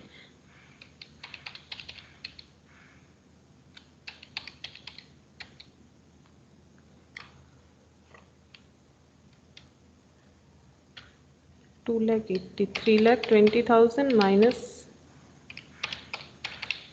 40,000 आएगा। 40,000 एक्चुअली क्या हुआ, ये लिखने का पैटर्न की वजह से मैंने गलत कर दिया। यहाँ पर ये देखो, सेल से तो हम लोग माइनस करेंगे ना, तो प्रोडक्शन हम लोग चाहे तो टोटल कॉस्ट पूरा निकाल, यहाँ पर टोटल कॉस्ट लिख सकते हैं। टोटल कॉस्ट यहाँ पर लेस दिखा दो तो समझने में आसानी रहेगा। तो टोटल कॉस्ट हम लोग लेस करेंगे, तो पहले टोटल कॉस्ट निकाल लेते। प्रोडक्शन कॉस्ट 2,20,000 हुआ था, जिसमें से हम लोग 160 यूनिट का प्रोडक्शन कॉस्ट हटा देते हैं, तो total cost of goods sold, जो गुड्स बिक गया उसका कॉस्ट 1,60,000 एंड ओवर रिकवरी को एडजस्ट कर दिया तो कॉस्ट ऑफ प्रोडक्शन 1,56,000 आ गया। और सेलिंग डिस्ट्रीब्यूशन ओवरहेड, इसको भी ना ये अलग से ही करते हैं, टोटल कॉस्ट ओवरऑल लेस हो जाएगा। तो सेलिंग डिस्ट्रीब्यूशन ओवरहेड इतना हो गया, तो 1,24,000, तो टोटल कॉस्ट 2,80,000 ये लेस हो जाएगा, टोटल कॉस्ट लेस होगा, वहां पर मैंने ओवरऑल लिख दिया था। तो 40,000 का मेरा हो गया profit according to absorption costing. अब हमें मार्जिनल कॉस्टिंग के हिसाब से करना है, और दोनों में फर्क क्या था, एक फंक्शनल बेसिस पे होता है और दूसरा जो है वो वेरिएबल और फिक्स्ड बेसिस पे होता है। अब मार्जिनल कॉस्ट के बेसिस पे देखो कैसे होगा। सी पॉइंट है डी,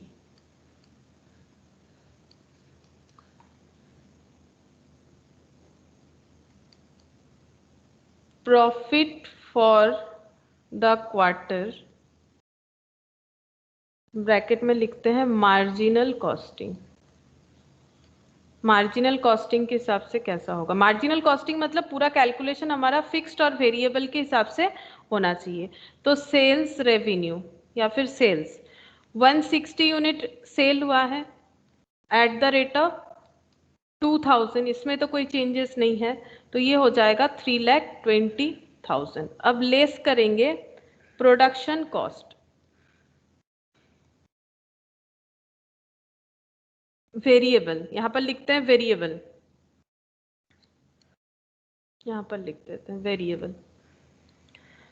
तो 220 यूनिट प्रोडक्शन हुआ है, 220 यूनिट इनटू 800 करके था, पहले वाले में भी देख सकते हो, 220 इंटू 800। वेरिएबल कॉस्ट तो कभी चेंज नहीं होगा, ठीक है। 220 इंटू 800 चेंज इसीलिए नहीं हो रहा है क्योंकि 800 यूनिट के लिए हम लोग निकाल रहे हैं ना, तो चेंज नहीं होगा यहाँ पर। तो ये हो गया 1,76,000। और एड ओपनिंग स्टॉक, यहाँ पर भी कुछ नहीं होगा इफेक्ट, बिकॉज ओपनिंग स्टॉक में कुछ भी नहीं है। Opening stock of finished goods यहाँ पर नील है। लेस करना पड़ेगा closing stock of finished goods, less करेंगे closing stock of finish goods. अब यहाँ पर डिफरेंस देखने को मिलेगा, यहाँ पर हम लोगों ने क्या किया था, टोटल कॉस्ट लिया था, वेरिएबल फिक्स्ड को अलग अलग नहीं किया था। अगर तुम लोग को याद है तो एब्जॉर्प्शन और मार्जिनल में ये फर्क होता है, एब्जॉर्प्शन कॉस्टिंग फंक्शन के हिसाब से, प्रोडक्शन कॉस्ट चाहे वो फिक्स्ड हो वेरिएबल हो उसे ही हम लोग टोटल कॉस्ट मानेंगे, टोटल कॉस्ट उस हिसाब से अपोर्शन करेंगे। लेकिन यहाँ पर वेरिएबल कॉस्ट का पूरा अलग कैलकुलेशन करना चाहिए और फिक्स्ड का अलग। तो closing stock of finish goods according two variable cost कितना होगा, 1,76,000 जो है वो 220 यूनिट के लिए, यानी एक एक यूनिट 800 करके, ठीक है। तो जो क्लोजिंग स्टॉक है 60 यूनिट के लिए कितना हो जाएगा, तो 60 इंटू 800 भी कर सकते हो, तो 48,000 हो जाएगा। इसको माइनस कर देंगे, ठीक है, 48,000 जो है ये माइनस हो जाएगा।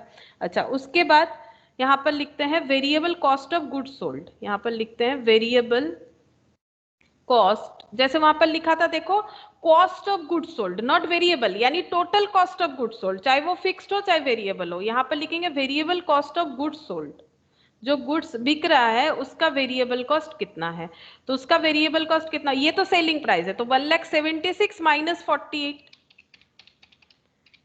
1,28,000 1,28,000 आ गया variable cost of goods sold. अच्छा, उसके बाद यहाँ पर ऐड करेंगे selling and distribution overhead, selling and distribution overhead यहाँ पर दे देते हैं वेरिएबल।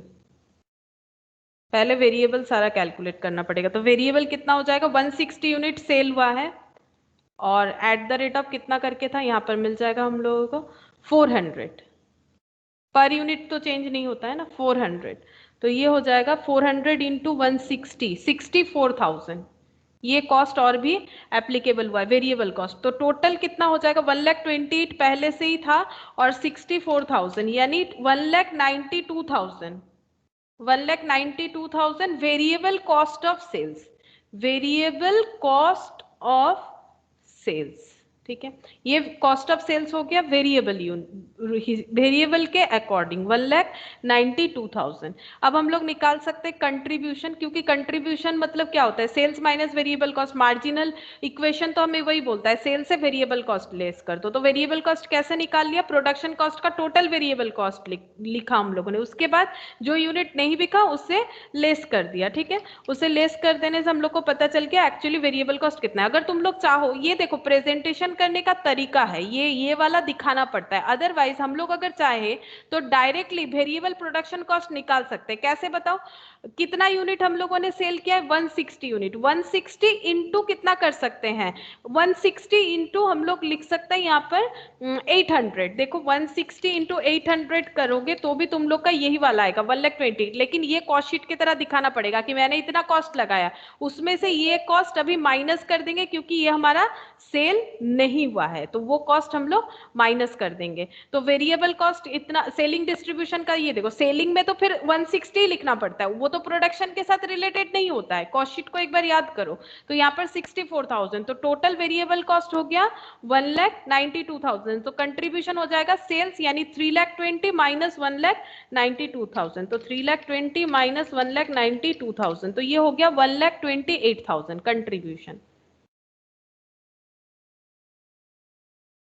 1,28,000 कंट्रीब्यूशन हो गया।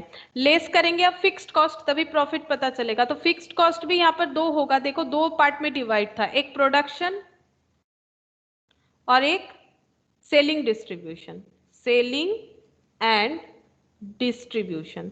तो प्रोडक्शन कॉस्ट कितना होगा, हमें क्वार्टरली देखना पड़ेगा, तो 1,60,000 है तो इसका 1/4 करेंगे क्वार्टरली, तो वो हो जाएगा 40,000, और सेलिंग डिस्ट्रीब्यूशन 2,40,000 इसका 1/4 यानी 60,000, तो टोटल 1,00,000। अब इसको माइनस कर देंगे, ठीक है, तो कंट्रीब्यूशन माइनस फिक्स्ड कॉस्ट, तो ये हो गया 28,000 प्रॉफिट। तो दोनों में देखो, इस एब्जॉर्प्शन कॉस्टिंग के हिसाब से करने से 40,000 प्रॉफिट आ रहा है, जबकि अगर हम लोग फिक्स्ड और वेरिएबल कॉस्ट को अलग अलग करके चेक करें तो प्रॉफिट 28,000 आ रहा है। ठीक है, ये चेंजेस देखने को मिलेगा हम लोगों को एब्जॉर्प्शन कॉस्टिंग और मार्जिनल कॉस्टिंग के हिसाब से। अगर हम लोग प्रॉफिट निकालेंगे तो प्रॉफिट ऑब्वियसली अलग होगा, क्योंकि एक में हम लोग वेरिएबल और फिक्स्ड कॉस्ट को बिल्कुल अलग से निकाल रहे हैं और एक में हम लोग दोनों को कंबाइन करके निकाल रहे हैं। तो यहाँ ज्यादा दिख रहा है 40,000 और यहाँ पर कम दिख रहा है, दैट इज 28। और यहाँ पर कुछ ओवर, हाँ बोलो मैम, पॉइंट सीटा एक बार बोल रहे हैं, पॉइंट सीटा, सी एटा, what would be the profit as absorption costing. ये देखो एब्जॉर्प्शन कॉस्टिंग मतलब हम लोग जब एब्जॉर्प्शन कॉस्टिंग मतलब फंक्शन बेसिस पे होता है, जैसे कि production cost, selling and distribution cost, office and administration cost, इस तरह से फंक्शन बेसिस पे जब हम लोग अप्लाई करते हैं तो उसे एब्जॉर्प्शन कॉस्टिंग बोला जाता है। देखो यहाँ पर फंक्शन बेसिस पे हम लोगों ने देखा कि प्रोडक्शन जो एक फंक्शन है जो कि फैक्ट्री का कॉस्ट है, ठीक है, प्रोडक्शन कॉस्ट मतलब फैक्ट्री का कॉस्ट, इस पे हमारा खर्चा हुआ था 2,20,000, लेकिन यहाँ पर हम लोगों ने फिक्स्ड वेरिएबल को इंडिविजुअल नहीं किया है because absorption costing fixed variable पे ज्यादा जोर नहीं देता। ये अगर किसी चीज को लेके बात करता है तो वो है हमारा फंक्शन। तो यहाँ पर दो फंक्शन था, पूरे क्वेश्चन में देख सकते हो, एक प्रोडक्शन रिलेटेड और एक सेलिंग डिस्ट्रीब्यूशन रिलेटेड, ठीक है। तो प्रोडक्शन रिलेटेड टोटल खर्चा 2,20,000, वहां से हम लोगों ने क्या किया, closing stock of finish goods को हटा दिया, बिकॉज हम लोग को प्रॉफिट निकालना है। प्रॉफिट उतने यूनिट का ही होगा जितना सेल किया है, तो फिर उतने यूनिट का ही हमें कॉस्ट दिखाना चाहिए, तो कॉस्ट ऑफ गुड्स सोल्ड निकाला हम लोगों ने। फिर यहाँ पर जो रिकवरी हम लोगों ने ज्यादा दिखा दिया था, जो कि हम लोग पहले यहाँ पर कैलकुलेट कर चुके हैं कि एब्जॉर्प्शन कॉस्टिंग के हिसाब से, ये देखो एब्जॉर्प्शन कॉस्टिंग के हिसाब से हमारा जो fixed overhead fixed production cost है वो 44,000 है, ठीक है। लेकिन यहाँ पर हम लोग का आया कितना, 40,000 एक्चुअली। तो 4,000 जो ओवर रिकवरी था, इस वजह से हमारा कॉस्ट ज्यादा दिख रहा है क्योंकि ये बजटेड है, तो हम लोगों ने वहां से उसको लेस किया। तो एक्चुअल हमें प्रोडक्शन कॉस्ट पता चल गया फॉर यूनिट सोल्ड, ठीक है, जितना हम लोग बेचना चाहते हैं 1,56,000। अब सेलिंग डिस्ट्रीब्यूशन हम लोग 160 यूनिट पे लगाए, फिक्स्ड कॉस्ट फर्स्ट क्वार्टर का लगा दिए 1/4। तो टोटल कॉस्ट को हम लोग क्या कर रहे हैं, ऐड कर रहे हैं। तो 1,56,000 प्रोडक्शन कॉस्ट और 1,24,000 सेलिंग एंड डिस्ट्रीब्यूशन कॉस्ट। तो total cost according to function 2,80,000 और सेलिंग प्राइस तो वही है 3,20,000। 3,20,000 हम लोगों ने इन्वॉल्व किया, सेल इन्वॉल्व किया, ठीक है, सेल किया, और 2,20,000 का हमारा फंक्शनल कॉस्ट आ गया, सेलिंग डिस्ट्रीब्यूशन और administration overhead, sorry cost of production मिला के। तो यहाँ पर प्रॉफिट आ रहा है 40,000, ठीक है। तो दोनों के हिसाब से अलग अलग ही आता है, क्योंकि एक फंक्शनल होता है और एक जो होता है मार्जिनल होता है।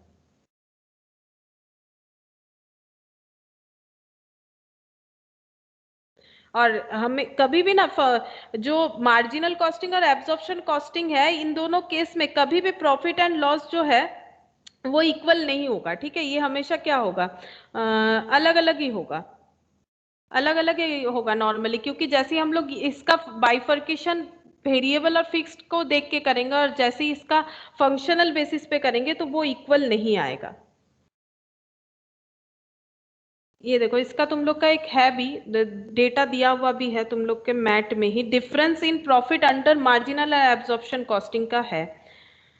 इसका क्या बोला है देखो, अगर कोई ओपनिंग और क्लोजिंग स्टॉक नहीं रहता है तो प्रॉफिट और loss under absorption and margin, अच्छा देखो कब इक्वल आएगा, अगर हमारा कोई ओपनिंग या क्लोजिंग स्टॉक, जैसे ये क्लोजिंग स्टॉक वाला पॉइंट अगर नहीं होता तो दोनों केस में ही प्रॉफिट इक्वल आता। तो ये एक पॉइंट देख सकते हो कब इक्वल आएगा, अगर हमारा no opening and closing stock होगा। तुम लोग देख सकते हो कि अगर कोई भी ओपनिंग या क्लोजिंग स्टॉक नहीं होता है तो इन दिस केस, इस केस में PL under both the method will be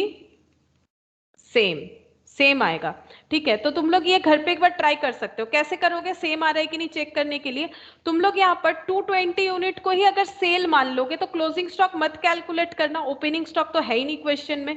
तो अगर पूरा ही सेल हो जाएगा और उस पूरे 220 यूनिट के ऊपर सेलिंग डिस्ट्रीब्यूशन ओवरहेड लगा लेना और यहाँ पर भी वही करना, तो देखना प्रॉफिट दोनों केस में क्या हो जाएगा, इक्वल आ जाएगा। लेकिन अगर ओपनिंग और क्लोजिंग स्टॉक रहेगा तो दोनों अप्रोच के हिसाब से क्या हो जाएगा, हमारा प्रॉफिट जो है वो चेंज हो जाएगा।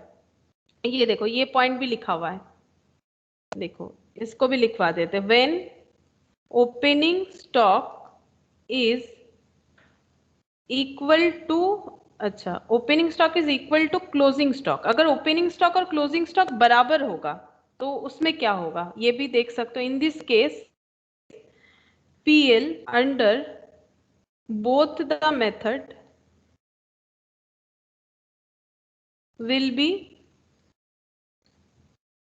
equal provided fixed cost element in both the stock is same।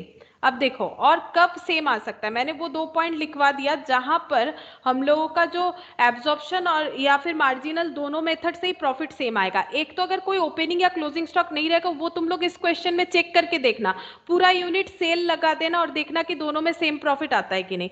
और यहाँ पर क्या बोला है देखो, when opening stock and closing stock is equal, अगर ओपनिंग और क्लोजिंग स्टॉक इक्वल है, जैसे कि ओपनिंग स्टॉक भी 60 यूनिट, क्लोजिंग स्टॉक भी 60 यूनिट, तो बोथ मेथड में हमारा प्रॉफिट सेम आ सकता है, लेकिन प्रीवियस ईयर का होगा फिक्स्ड कॉस्ट, तो प्रीवियस ईयर का होगा ओपनिंग स्टॉक। ये जो ओपनिंग स्टॉक होगा ना वो प्रीवियस ईयर का होगा।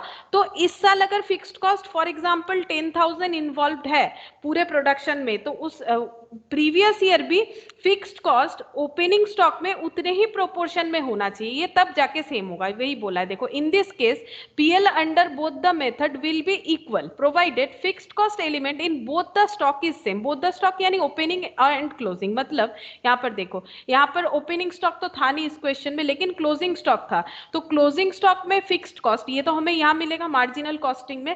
तो क्लोजिंग स्टॉक में जितना हमारा फिक्स्ड कॉस्ट इन्वॉल्व हुआ है इस साल, उतना ही हमारा ओपनिंग स्टॉक में भी इन्वॉल्व होना चाहिए। जैसे कि ये देखो फिक्स्ड कॉस्ट तो यहाँ पर है इतना, ठीक है, तो इसका जितना पोर्शन हमारा क्लोजिंग स्टॉक, ये 40,000 है ना, इसका हिसाब जाएगा, ठीक है, सेलिंग डिस्ट्रीब्यूशन और ये, तो जितना इस बार फिक्स्ड कॉस्ट इन्वॉल्व हुआ है दैट इज 1 लाख, उतना ही प्रीवियस ईयर भी इन्वॉल्व होना चाहिए। अगर ऐसा हो रहा है तो उससे बना हुआ ओपनिंग स्टॉक और इस साल का क्लोजिंग स्टॉक, तो दोनों को दोनों सेम हो जाएगा और इस वजह से हमारा प्रॉफिट जो है सेम आएगा। ये पॉइंट यही बोल रहा है कि अगर हमारा ओपनिंग स्टॉक और क्लोजिंग स्टॉक इक्वल होना चाहिए, पहला बात है, इक्वल यूनिट या फिर इक्वल अमाउंट में होना चाहिए।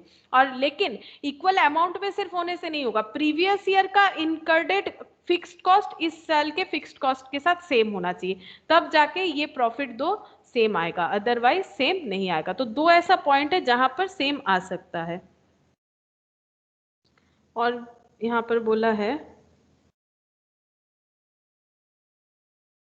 यहां पर देखो, और कब कब चेंजेस आ सकता है उसको भी लिखवा देते हैं, कब चेंज आ सकता है। देखो क्लोजिंग स्टॉक, अगर क्लोजिंग स्टॉक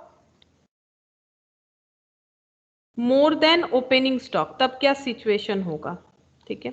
क्लोजिंग स्टॉक अगर ओपनिंग स्टॉक से ज्यादा है, मतलब when production during a period is more than sales, जो कि इस क्वेश्चन में हुआ था, से प्रोडक्शन जो है वो 220 यूनिट है देखो, लेकिन सेल हुआ है 160, तो production during a period is more than sales, then profit, ये प्रॉफिट का साइन है, then profit as per absorption costing, ठीक है, मैंने एसी लिख दिया, absorption costing will be more. देखो इस बार हुआ भी है इस क्वेश्चन में, एब्जॉर्प्शन कॉस्टिंग 40,000 आया है, जबकि मार्जिनल कॉस्टिंग देखो कितना है 28,000। तो अगर क्लोजिंग स्टॉक ज्यादा है ओपनिंग स्टॉक से, ये कब हो सकता है, व्हेन प्रोडक्ट, यहाँ ओपनिंग स्टॉक 0 है तो भी तो क्लोजिंग स्टॉक ज्यादा ही हो गया 0। यहाँ पर देखो इस क्वेश्चन में क्लोजिंग स्टॉक कितना आया था, 60 आया था, 60 या 40 ऐसा कुछ था, 60 ग्रेटर देन 0, तो ये तो ट्रू है ना।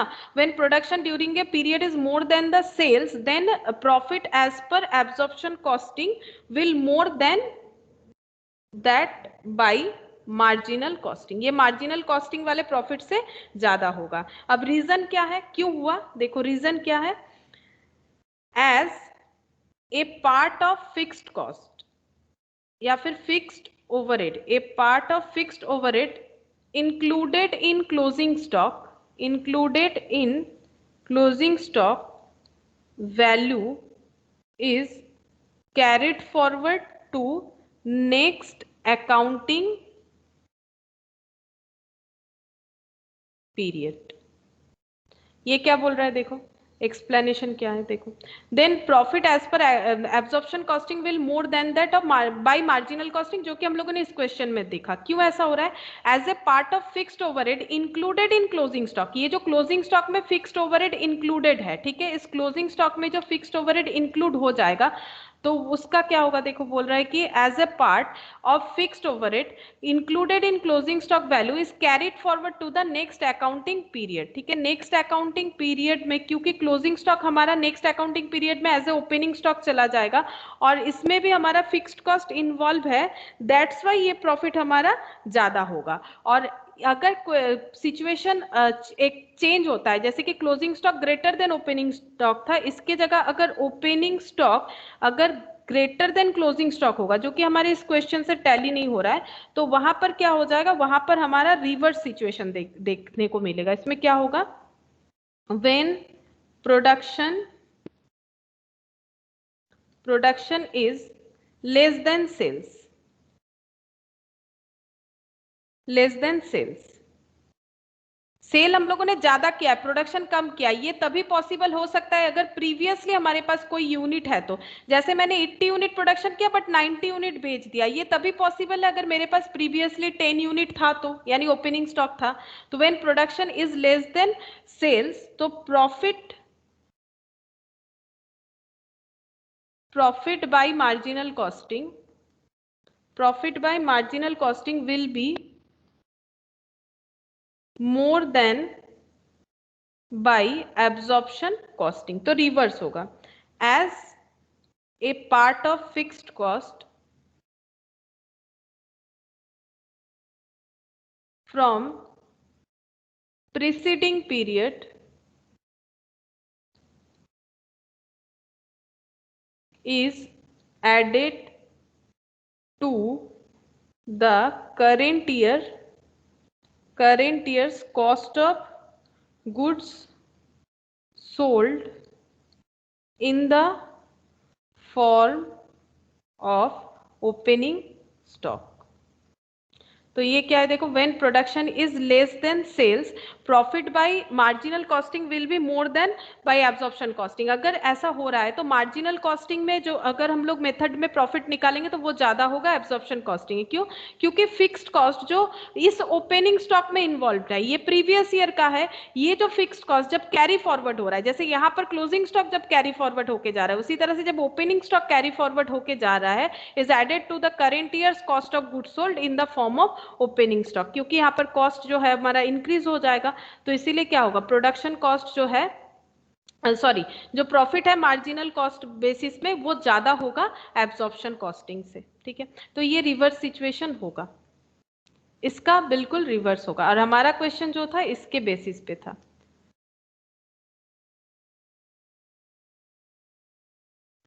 अच्छा, तो ये देखो 1 तो हो गया, बस एक ही बाकी रहा। ठीक है, ये नेक्स्ट दिन बता देंगे। क्वेश्चन नंबर 2 ये इजी है, सिर्फ इसका ड्रॉ जो है वो तुम लोग को हम सिखा देंगे कैसे ड्रॉ होगा। ये क्वेश्चन तुम लोग करके देखना, ये इजी है। ब्रेक इवन सेल्स वगैरह पूछा है, इसमें मेरा बताने लायक कुछ है नहीं, तुम लोग इसको रेडी करके रखना। 2 लाइन का क्वेश्चन आंसर है, हम इसका ड्रॉ बता देंगे। यहाँ पर बोला है कमेंट करो और ड्रॉ करके दिखाओ कि किस तरह से होगा। ठीक है, किस तरह से इसका ड्रॉइंग जो है हम लोग कर पाएंगे, यानी प्रॉफिट वॉल्यूम ग्राफ जो है हमें ड्रॉ करने के लिए बोला है। तो प्रॉफिट वॉल्यूम ग्राफ मैंने अभी तक दिखाया नहीं था, तो इसका ग्राफ बता देंगे कैसे होता है, फिर इस क्वेश्चन का भी ग्राफ बना देंगे, और नेक्स्ट हम लोग दूसरा टॉपिक यानी स्टैंडर्ड कॉस्टिंग स्टार्ट करेंगे यहाँ पर। ठीक है, आज हम लोग इतना ही करते हैं।